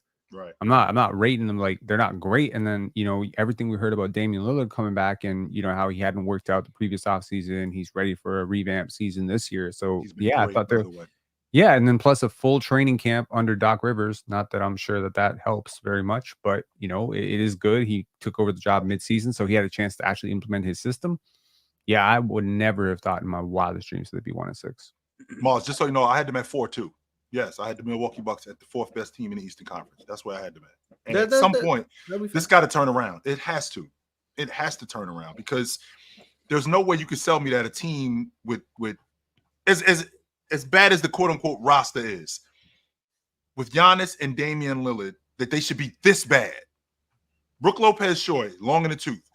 They don't have a backup 5-man. Their perimeter defense is less than, but it shouldn't be this bad. There's a difference between it being less than and it being this bad. And there's no way. Air quotes, Chill. What was I air quoting? I forgot. You said quote unquote this bad. The roster sucks. It's like it's not air quotable, Chill. That's not air quotable. But here's the thing, though. Mars tried to tell me about Gary Trent not being good defensively. Okay, sure. I don't expect Jalen Suggs. But I did expect more competition. I did see AJ Jackson competing on the defensive end yesterday.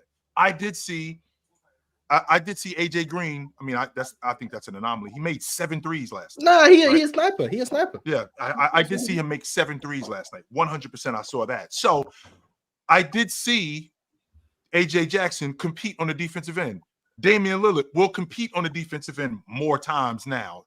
That's a plus. However, to watch Gary Trent, to watch the rest of these guys get lost defensively, to watch these guys not get on the glass, to watch these guys let Darius Garland get wide open looks and Dean Wade get wide open looks. That's a problem moving forward that needs to be fixed now. That's not something, we'll figure this out in the next couple of months. No. You're not going to be able to figure this out in the next couple of months. No, this is something that has to get figured out now with this Milwaukee Bucks team. Chill. When you said that even with the bad roster, you have Dame and Giannis. I look at that kind of like you have 2 superstar players with severe deficiencies. Like Giannis can fill up the stat sheet, and still not carry because nowadays, especially to Mars's point, maybe not your point today, Mars, but you've made this point about the fact how many threes these other teams are shooting and just the prevalence of the 3-ball. You know what I'm saying? People are shooting it a lot. Giannis can't match it by himself. You know what I'm saying? 2 for 3 like that. Dame might be a prolific scorer, but to your point, Chill, he is terrible on the other side of the basketball. So when you're gaining something but giving something so much away, and you don't have a strong supporting cast, I don't see this turning around the way y'all see it turning around. I could see it turning around to maybe a 5th, 6th seed. They're gonna trade Bobby Portis. Don't worry, they're gonna trade Bobby Portis. If they make some trades, anything can happen. If they trade Bobby, trade some other players, and maybe Chris Middleton be their saving grace, or if they got to come off of Chris when he gets back healthy, maybe if that happens, but as presently constructed, no way. Ox, it's the 2nd year in a row with Middleton though. Like he's missed training camp. He started the season on the bench. because of injury. It's the second year. This is the second year in a row that this has happened with him. So, I mean, I don't know how much more we can depend on Chris Middleton in that aspect. But to your point, talking about, dealing with the long ball. Okay, well, I got a guy who can match some of the better teams. I got a guy who can match and shooting the long ball in Damian Lillard. I got a guy who's good on defense. Now, Giannis isn't the best perimeter defender. To some people, I think Giannis is a damn good perimeter defender. I think he's a damn good overall defender. So there's a lot of things that this team is lacking that I feel like Giannis and Dame can supplement both on the offensive and defensive end of the floor. Do I think that they're a championship level team? No, but I don't think that they should be this bad considering what they have. Oh, ye of so little faith. If they're not a championship team, what the hell are they doing, Joe? Because we just come up here and react to everything. I understand it's our job to. Ron, wait a minute, man. We ain't talking about a team that's just not good. They're at the bottom of the league, Ron. They're not bad. Meanwhile, when Boston lost one game, Jason Tatum not consistent, man. Yeah, Jason Tatum, but the Bucks are 1-6. Oh, bottom of the league, can you be so reactive? Read the title. What about the title? What I'm saying, we hyping the Warriors. We can't hold them accountable.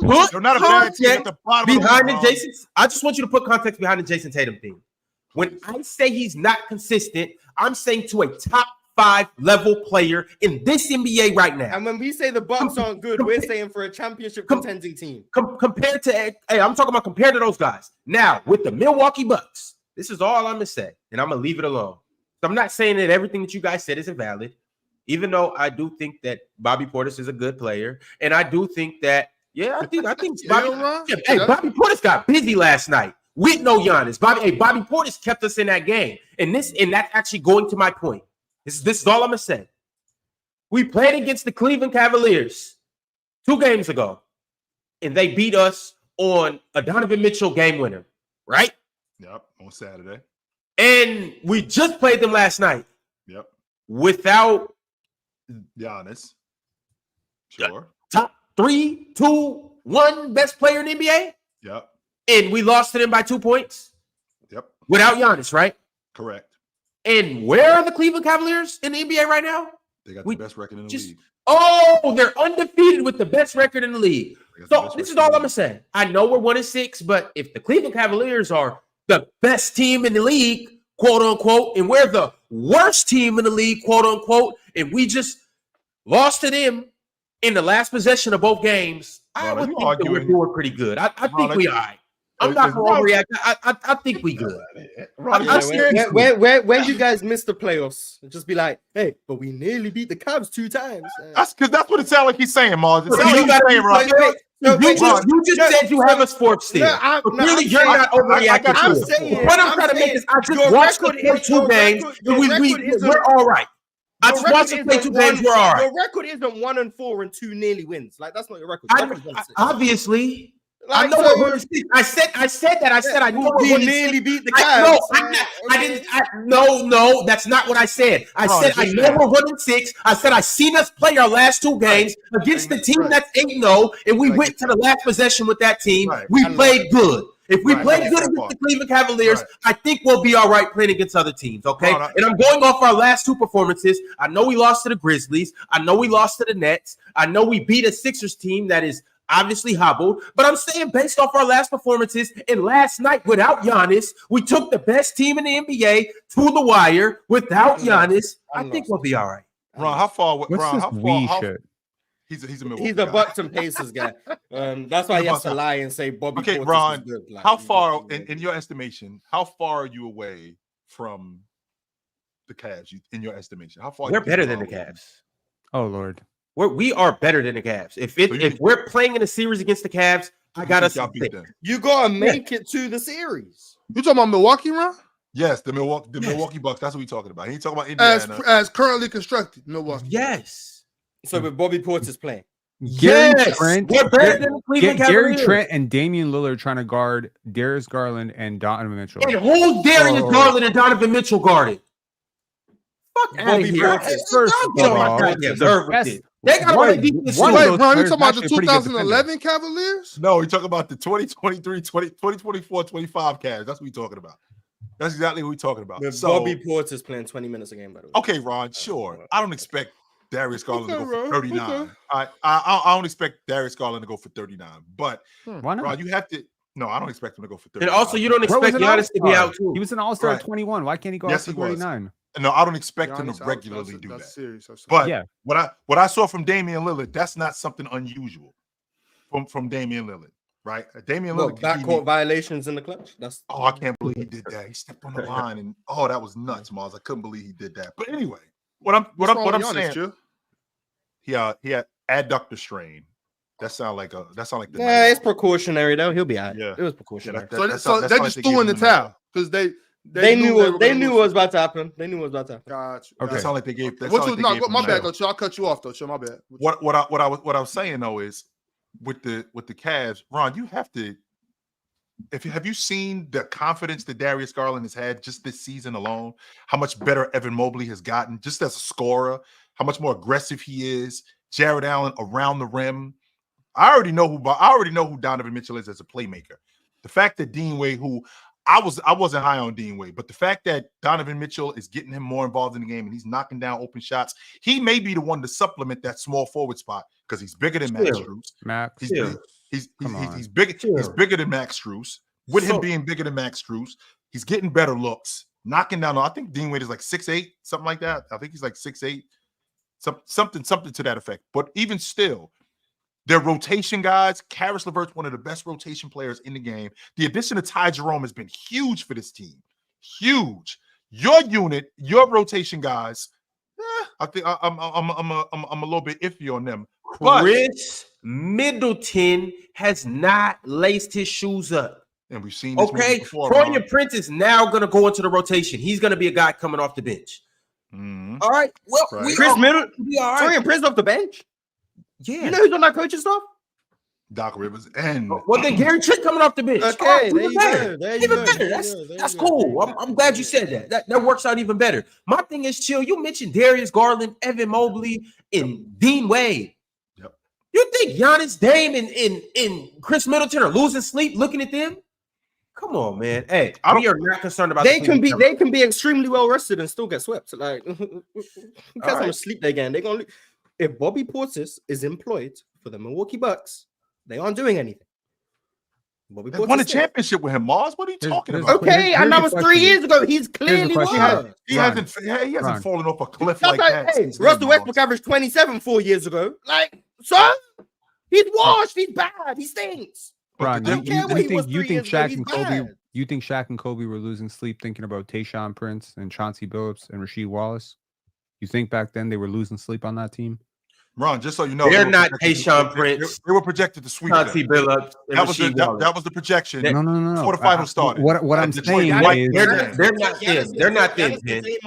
Hard work wins when talent doesn't work hard, right? Correct. So if it's not working in Milwaukee, you can count them up. You can say, "Oh, we got Dame, we got Giannis, we got Gary Trent Jr. He used to score 20 points. We got this guy, we got that guy, and you got nothing. You got 1-6. All I know is the Cleveland. Hey, since the Cleveland Cavaliers are so big and bad, and they gonna rough us up. We didn't have Giannis last night. Bobby Portis played 38 minutes. He had 21 points. 18 rebounds. He was 10 for 21 from the field. It looked like he played pretty good last night. It looked like he played pretty good last night. And it looked like he did all right against the Cleveland Cavaliers. They're praising 21 points, and it took him 22 possessions to score them 21 points. But that's besides the point. He shot it efficiently. Because you don't know what efficiency is. I'm not doing that. He shot it. I'm not having that conversation. I'm not having that conversation. Mars, you're not doing that just because I don't shoot the three as much. I know, Mars, you're not doing that. I'm not having the efficiency conversation. You can say he was efficient. I'm not having the efficiency conversation. Because you guys can just be wrong about that. I don't care about that. But Bobby Portis' role is not going to be the second scoring option on his team. So what he does without Giannis, respectfully, is not relevant to the Bucks' chances of success. What he's able to do without Giannis means nothing. Because the Bucks have no shot without Giannis. So him being able to score 20 without Giannis. What does he do with Giannis? Let's talk about what he does with Giannis. So let's talk about what he does with Giannis. This is the Bucks. Giannis and Dame on the court, no Bobby Portis. Plus 5.5 net rating. Bobby Portis with Dame with no Giannis, minus 10. Bobby Portis with Giannis, no Dame, minus 15. Bobby Portis with Giannis and Dame, minus 45. Every time Bobby Portis is on the basketball court, the Bucks lose. Every time. Bobby not true. Portis. They looked all right last That's night. not true. To them stinking. Bro, Bobby They looked all right Portis last night. is the common and they lost. This is They not looked true. all right. They looked all I'm right. saying Bobby Portis had a hell of They a looked game. all right to Because he me. got Mars. 22 possessions to score 21 points. Respectfully, Bobby Portis is the anti-Steph Curry. Because on Sundays, he shoots 68% true shooting. And on Friday, he shoots 47.4% true shooting, the biggest fluctuation of all the players that I've looked at. Let's be honest. Bobby Portis is a man of God. And also, Bobby Portis, you know what? There was news the other day that Bobby Portis' house got robbed. And I was like, check on Mars. They play the Celtics on Sunday, so Bobby Portis is going to have a hell of a game, I'm told. But Bobby Portis is not good, and I don't care what he does on offense. Defensively, he is a nightmare. He's unplayable defensively. Him being able to put up an inefficient 21, wow. Like, he's not good. He's not providing value because he's able to take post-ups and take possessions away from Giannis and Dame because he wants to isolate and turn the ball over. Like, that's not valuable. You can say, oh, he's skilled, oh, he can do this. A, he's not making threes. B, he's being asked to be a spot-up shooter when he's playing next to Giannis and he's not knocking him down. C, he's taken away possessions from Giannis and Dame because he wants to try post up and isolate. He's basically a 6'11 Dylan Brooks. That's what he's doing. He can't pass. He's turning the ball over more than he's getting his teammates involved. And he's not making threes. And he's a nightmare on defense. But because he scored 21 points efficiently. 18 rebounds. Don't forget about the rebounds. I haven't seen Mars. Don't forget about the rebounds. But I think this is what watching Dylan Brooks and Fred VanVleet every night does to you. It makes you angry. I'm not moved by 21 points on 22 possessions. He's a role player. You're not supposed to be moved. I'm not saying I'm not saying that we're gonna ride Bobby Portis to a championship. I just said I don't think he sucks. No. You said I think he's good. That's what you think he's good. You're wrong. You're wrong. I can say you're wrong. No, you're wrong. You're wrong about me being wrong. We don't wrong about me being wrong. You think he sucks? I don't. You're wrong about me being wrong. Like, okay, you're wrong about me being right. Maybe you're both wrong and right. But maybe the problem is that Mars is looking at him on Thursdays and Ron's only watching him on Sundays. That's the problem. Yeah, that might be the problem. I'll watch this Celtics game on Sunday, and then we'll see if the trend continues in the hoops. He's ass. He's ass on Thursdays. Bobby Portis stinks. What it is. I don't know what to tell you. He stinks. Shout out to him though. He brings bulgy eyes. All right. We're gonna go ahead and jump over to the Western Conference and see what the standings are over here. Bobby, if you're watching this, whoever robbed your house, you know him. Just so you know, whoever was in your house. I took a flight. I took a flight to Wisconsin. First thought I had when I saw that tape, I'm like, "Is that Mars?" Yeah, he was wearing a hoodie too. They were wearing hoodies. I was like, "That's Mars." You know him, my man. I promise you. And if you don't know them directly, somebody you know knows them. So. Yeah, he doesn't deserve. He doesn't deserve to be robbed. I mean, just because he's not good at basketball in the NBA. I thought you were gonna say just because he's robbing the Bucks. No, I mean, I'm not the one. I'm not the one paying him. Like, it doesn't bother me if the Bucks don't win a championship because of Bobby Portis. I'm not gonna be like, damn it, man. Like, I don't care about the Bucks championships, but he's the problem. No, he's very clearly the worst part is like they stole a lot of his like most cherished possessions, and I'm assuming probably his championship ring. So he's offering money to anyone who has information about that. Yeah, that's crazy. That's crazy. He deserved that ring. Obviously, he deserved that ring. He was on that team. So give him back his stuff. Man. He was good back then. He is good right now. No, he was good. He was good a few years ago. Okay. Still pretty good. He fell off. Fell off a cliff. You said that about him last season too, Mars. Like, yeah, last year he stunk. You said the same thing about him last year. When are we gonna start talking about Bobby Portis going the other way? You said that last year. So yeah, because I like watch the games. Yeah. All right, here's the Western Conference. You have at the top of the Western Conference the OKC Thunder. They're 7-0, and they are the other undefeated team in the NBA. Yeah. At 2-3, you have the Phoenix Suns and the Golden State Warriors, both at 6-1. And that's with Yusuf Nurkic and Tyus Jones playing minutes. So shout out to the Suns. And then after this, y'all, we have a ton of teams that are 4-3. That includes the Houston Rockets, the Los Angeles Lakers, the Dallas Mavericks, the Minnesota Timberwolves, the Sacramento Kings, the Denver Nuggets. From 4 to 9, we have those teams at 4-3. Damn it, we should be 5-2 right now. We should be 7-1, but like it is what it is. We moved, man. We started the season a 4-3 record. Considering how we started the season, I would take, because we haven't played a full game consistently once yet. So 4-3. Isn't this the same Rockies team who you had y'all getting smoked last night by the Knicks, Mars? Yes, you had y'all getting smoked last night. But that's not. No, we won because Alperen Şengün got out of his funk, which was great. Yes, he did. Looked great. Amen Thompson showed that he's one of the best defenders in the NBA already. Mm-hmm. Jalen Green decided to show up for the last 5 minutes of the game, which was much needed. Thank you, Jalen. Fred VanVleet got lucky, so that was helpful. Yeah. One of the things I was impressed with last night with the Knicks was I think you took advantage. And Penn, I see what you're talking about with the versatility in terms of a defender. The Rockets took advantage of that last night with OG switching on to Sengun. They went after him. They actually went after that mismatch in particular.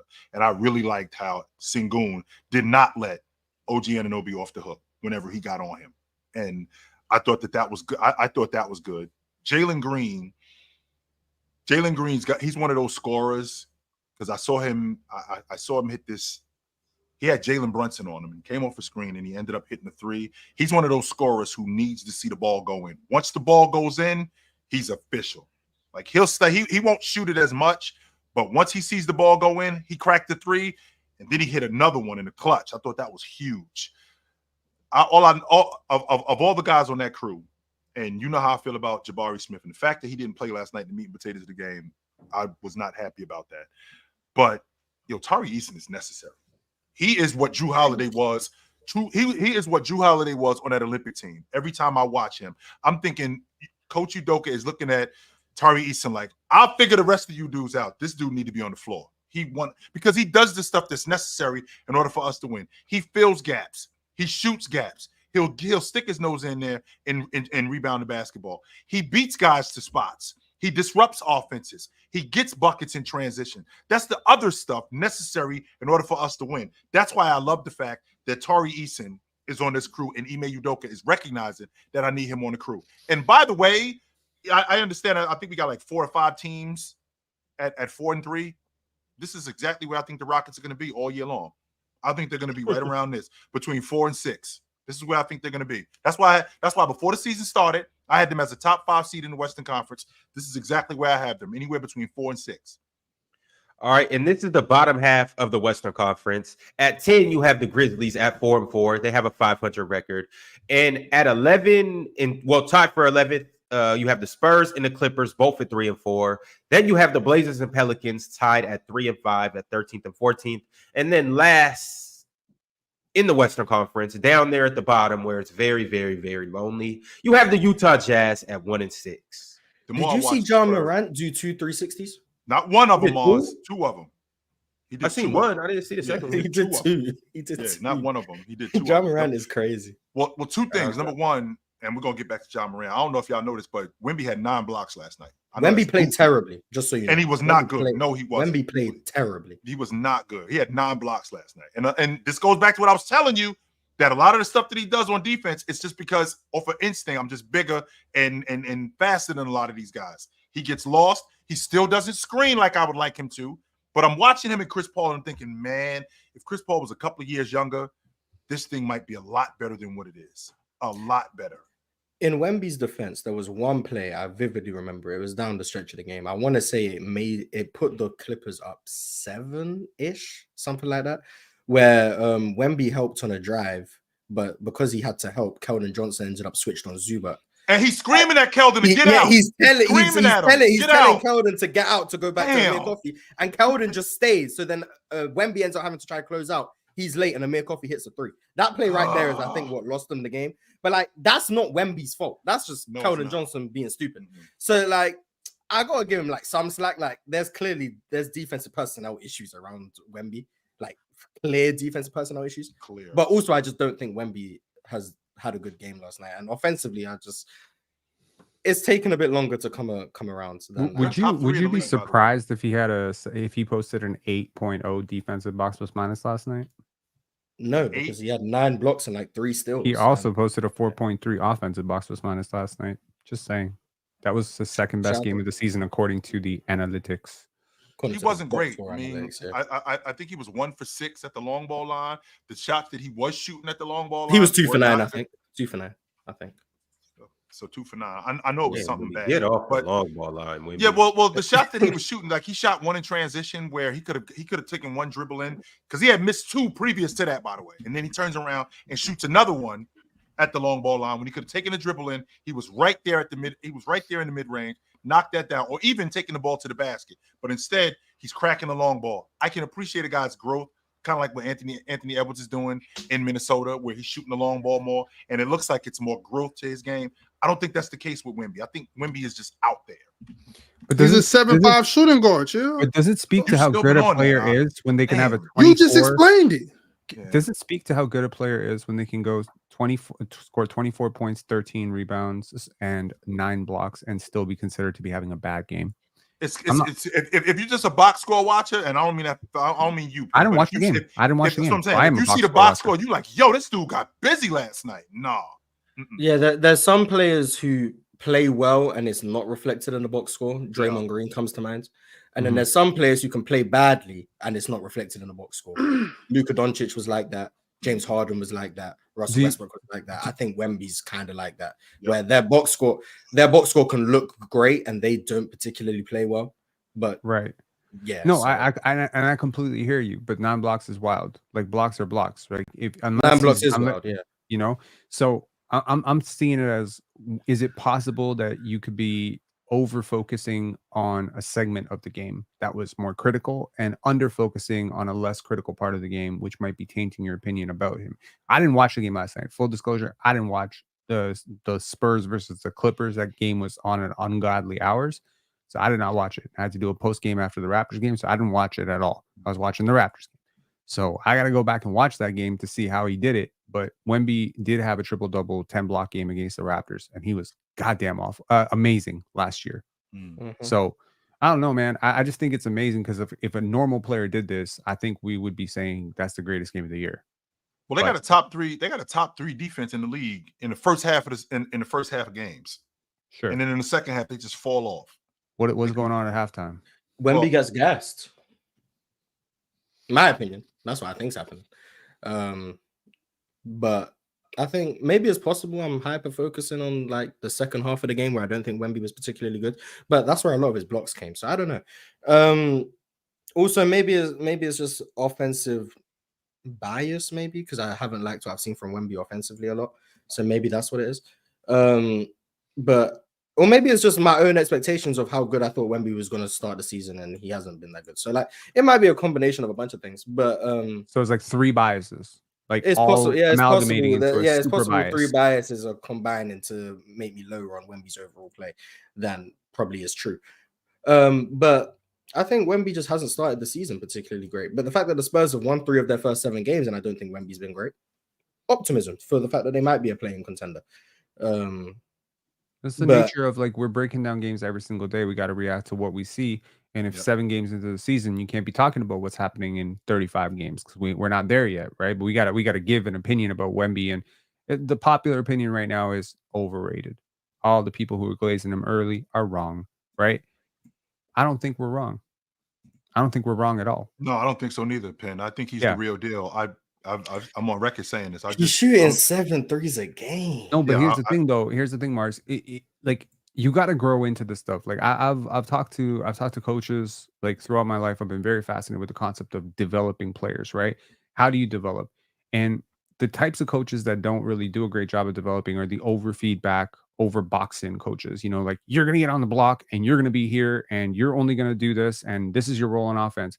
Maybe certain players like a Tyson Chandler or Eddie Curry, they were gassed up as something much more than what they were coming out of. When I was watching Tyson Chandler coming out of high school, people were telling me he's going to be KG.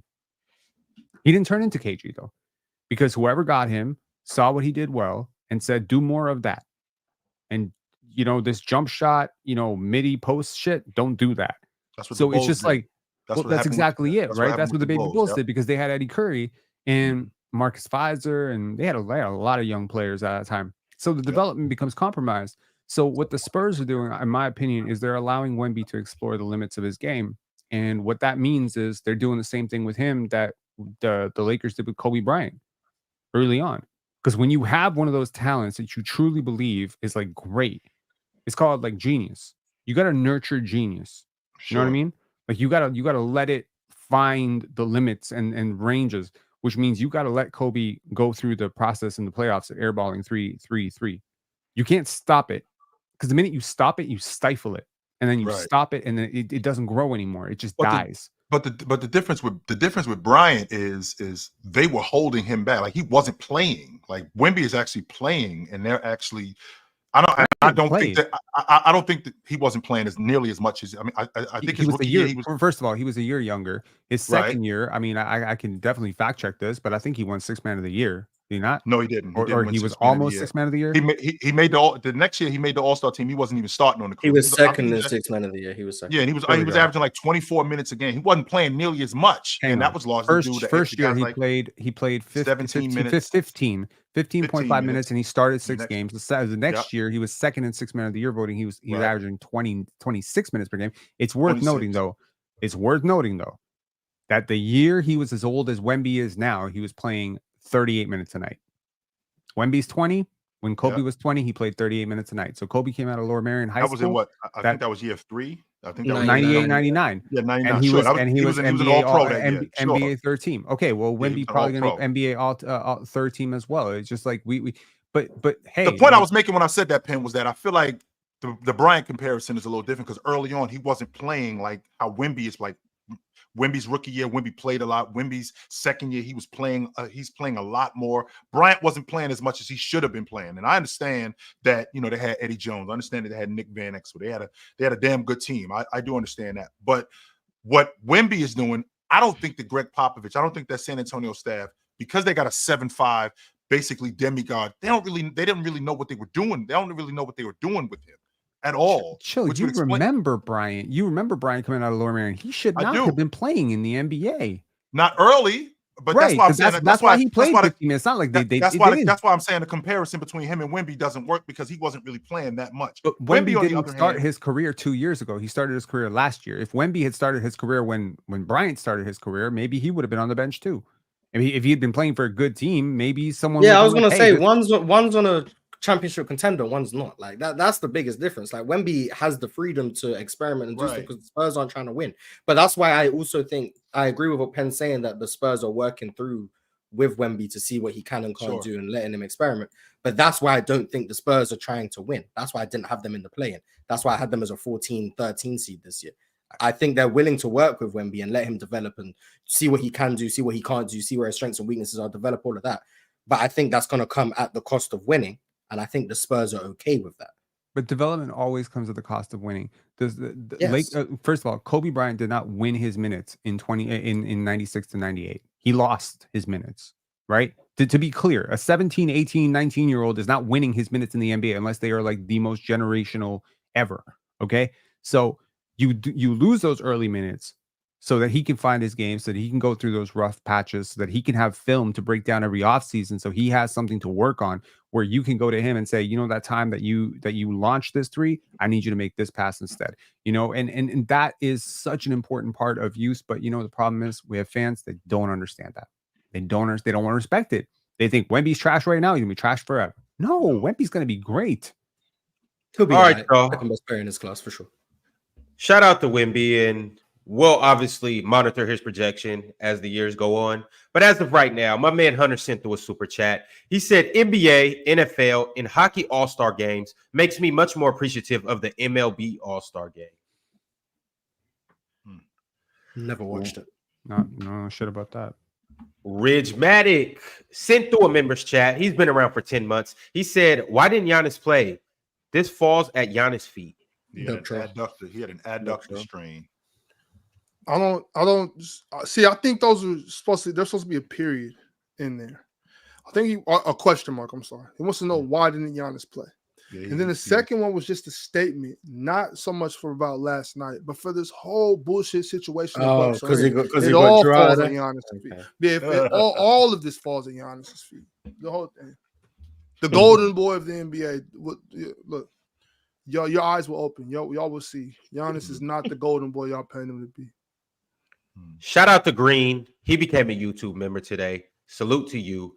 DSG Piccolo has been a member for 15 months. He said Lakers losing to the Pistons is comedy. No, it's not, because the Pistons are better than you think. They're not going to be the 28 in a row lost team that you think they're going to be this year. No, the Pistons they're going to be a lot better than you think this year. Chill, how do you know? Do you watch any Pistons games? Chill, you don't watch Pistons games. Interesting enough, Big Ox, because me and you watched the Pistons game a couple of days ago. Really? We watched the Pistons. Yes, we did. Well, what do you know? Yes, we did. We actually sat down and watched the Detroit Pistons, and I'm not speaking of which, this is the definition of a straw man argument. I didn't say but it's funny. It's so, not funny. It's stupid. No, Pin. I'm not talking about you right now. Yeah. That wasn't a shot at you, Pin. I swear it's not. It's plenty of people, Pin. It's plenty of people in the chat. It's plenty of people in the chat that you don't watch the Trailblazers, you don't watch the Pistons. They say that we don't watch the Pistons. Like I get that all the time. That was definitely not directed at you, bro. If it was, I would let you have that. But the Lakers just have flaws. That's the problem. They're not the perfect team everyone thought they were after 3 games. That's it. Hobo Zio became a YouTube member today. Salute to Hobo. Nice picture.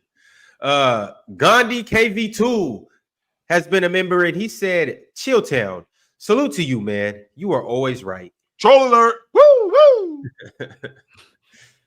DSG Piccolo said, I know y'all weren't watching, but Delano Banton had 20 in the fourth. I actually watched it. I seen it. I didn't watch it live, but I went back and watched the highlights. And salute to Ben. He said, masterclass. Blazers really got more wins than the Pales, or more wins against the Pales than the Bucks have wins. Yep. So what they've played, they already got their 3 games against. They've played 3 games against New Orleans. They're 2-1 already. Wow. I didn't watch that game. I've really liked how Tumani Kamara's played this season. Really liked. I've really liked how Tumani Kamara. He was good last year. He looked good at transition. Yeah, I liked him last year, but I feel like his shot just looks better this year, which is good. That helps him more viable on offense. And defensively, he's their second best defender. Yeah, panel idea. Deep underrated players. Just like kind of third stringers, second stringers type of guys that don't get enough love. Tumani Kamara would be on that list for sure. Benedict Mathurin. Antonio Plenty of love. Said Zach Edey breakout game. Still tight. We lost to the Nets though. Zach Edey did have a big game. I want to say he had 27 and 12. I think it was 25. 4 blocks. Yeah, he had some impressive. I didn't watch the game. I just seen John Morant do 2 360s. Yeah, but when Wemby has 24, 13, and 9, he's a bum. Okay. I see the double standard. Zach Edey older than Wemby, by the way, and they're both 7'4", 7'5". I'm so sick of Jaren Jackson. I swear. Damn, what are you mad at? He won't rebound, Mars. Damn. He won't rebound. Boy, you want to sit out there and shoot a bunch of threes. Rebounding overrated, man. No, it's not. It's Mars, don't start this. Please don't start this. We ain't got time. We only got 3 minutes. We're gonna read super chat. So you're just gonna have to live with rebounding overrated, and you're gonna get no explanation. Rebounding overrated. That's it. Adam West said, when are y'all ready to admit Jordan Poole is better than Cam shot chucker Thomas? Poole at his worst this year is better than Cam. Dub Poole, Dub Pistons, L Lakers. L Lakers. L Lakers. I think Jordan Poole's been good this year, though, to be fair. He has been, Mars. The confidence looks like it's coming back. That's what it looks like. I don't know if he's better than Cam Thomas, but you seen how when they were playing the Warriors when he was like didn't want old boy talking to Draymond. Mm-hmm. Yeah. He was just looking out for him. He knew what was about to happen. He said, man, be careful, man. Yeah. Guard your grill. Cash 89 said J Kidd would be a better Halliburton in Indiana the way they run, similar to the New Jersey Nets. J Kidd actually plays defense. Jason Kidd is like Josh Giddey with defense. How was we talking about Halliburton? How were we talking about Halliburton last year? Well, you guys were glazing. That's what was going on. Right. So Jason Kidd will be a better version of that. That's so you guys were just glazing. We seen it last night. You ain't got to go to last year. We seen it last night. Hey, when he packed up y'all King Luka Doncic in Dallas, we seen it last night. You guys that keep comparing him to guys who can shoot. Like Jason Kidd is just like you guys need to stop comparing him to these shooters. That's the problem. That's fair. Toast the GOAT said Mars is right. Harden used to play good defense until he got crossed in the Olympics and bro made him do the splits. That cross was disgusting. you see RJ Barrett destroy Peyton Watson? Yes, I did. You put him on skates. That was tough. That was tough. But that crossover on James Harden was crazy. Teddy Hart said, Ron, that was my YouTube super chat from yesterday, not PayPal, but I appreciate your efforts. Sorry, Thanks, Teddy. Ron. I tried, Thanks, Teddy. He told me he was there for 3 hours and didn't even get the right shit. Julius Irvin said, my Pistons stomped a mud hole in y'all Lakers. K triple-double and put Braun in Alcatraz. Playoffs, here we come. Oh. The Pistons are all right. They're decent. Mm-hmm. Cultured Bandit said, Ron just earned a new hater for life. $10 chat just for you to read it an hour later. I'm praying on your downfall. Exactly. I didn't even get to really get into my Tyus Jones and Yusuf Nurkic hate for real because we didn't have enough time to talk about it. So because you got distracted hating on Bobby Portis. Nah, because he worse than both of them. He worse than both of them, but Boo! Philo Red said, if Jokic is clearly the best player this season, you still voting for someone else? Question mark. Just due to voter fatigue or fear of putting him in uncomfortable conversations. I don't have a vote. It's not up to me. Me neither. Yeah, it's not up to me. I mean, me neither. if Jokic plays the best in the regular season, I'll say I think he should be the MVP, but he probably He's been the MVP so far. Yeah, Jokic is going to Cap, he ain't been the MVP. Who lead the NBA in clutch points? That's the MVP. It's Jalen Green, by the way. Just so you guys know. Just so you guys know. Yeah. Zigsaw Puzzle said it's time to realize Sixers and Bucks are tanking for Flag in Bailey. It's time you guys realize that Joel Embiid is more valuable than you guys think. I'm seeing a How lot about of that? I'm How about seeing that a lot for of an our idea? community members coming over here. That's pretty cool, man. How about that for an I've been telling idea? people to come over here. That's cool. That's what How people about need to that? realize. Maybe Joel Embiid is valuable more than they think. considering that he does everything for them, but that's another subject. Yeah, they don't want to give him his credit. Yeah, this team without Joel Embiid is bad. That's what people need to realize. Dwight Sawyers became a YouTube member, and right after that, sent through a super chat. He said, "Why does my boy think PG is still a top 15 player?" Shaking my head. Damn, he living about 5 years in the past. He wow with that. Yeah, top 15. Yes, I ain't gonna go that far. Nope. Dookie Baylock said, "Lakers need Zach LaVine bad." You guys need athletes. That's what they need. They need athletes. Their team is too slow and old, and they need athletes. OJ Simpson said Rob Gillingham is better than Dame Shillings. You mean the same Rob who scored his first bucket in the league yesterday? I mean, yes, he did. Bronny scored his first points before Rob Dillingham. Yep, he did. Interesting. Note to say. He also got his first minutes before Rob Dillingham. Note to say. One was more NBA ready. Marcus FRM 626 said, "Chill. You still think Bam is better than Ant?" Yeah, Ant-Man. He's president of the Anthony Edwards fan club, just so you guys know. I mean, Ant keeps shooting. I'm waiting for the Ant shooting regression. It ain't happened Me yet. too. I'm still waiting. Yeah, but me when is Anthony Edwards gonna start making some free throws? Are you guys praying on Ant's downfall the way that dude? No, we not. Ron's downfall. I want to make it clear. I'm not praying on his downfall. I didn't think he'd be a 45% three-point shooter on 11 attempts. I didn't expect that. I didn't expect that. But I guess maybe he sold his soul to. He was like, "Hey, I'd rather miss some free throws than miss threes." But is he making them on Sundays? That's all I want to know. That's what that's important. Maybe that's what that's important. I gotta know. Maybe he's like a 90% on Wednesdays. Ass every other day. Rudy Gobert shooting better than Ant from the free throw line was not on my bingo card. So that's crazy. 10% better, by the way. OJ Simpson with another super chat. He said, "Can we talk about how Ant's going stupid on threes? Ridiculous. Just to 45%? That's crazy. On what? 9 attempts? 11. What is that? Yeah, 11. That's 2016 Steph Curry efficiency and volume. It's crazy through 8 games. But speaking of shooting, I got to shoot to the polls, fellas. Oh yeah. All right, chill. Merry voting. Happy voting. Later. All right. Mo said, "Dub Mars, Dub Harden love." I wonder if that'll be on TikTok. I'm gonna get hated if it is. Cultured Bandit said, "KD better." That's it. Facts. KD longevity, man. Put some respect on Kevin Durant. And last but not least, Mo sent through another super chat. He said, "My Pistons beat them bum ass Lakers. Let's go." Cade triple-double. And that was a fourth quarter masterclass from Cade Cunningham. Hope you guys seen it. Did not see it. 17 All right, points. y'all. Great. We'll be back tomorrow to push I more like propaganda and agendas and just ultimately give you guys the best basketball conversation there is on planet Earth.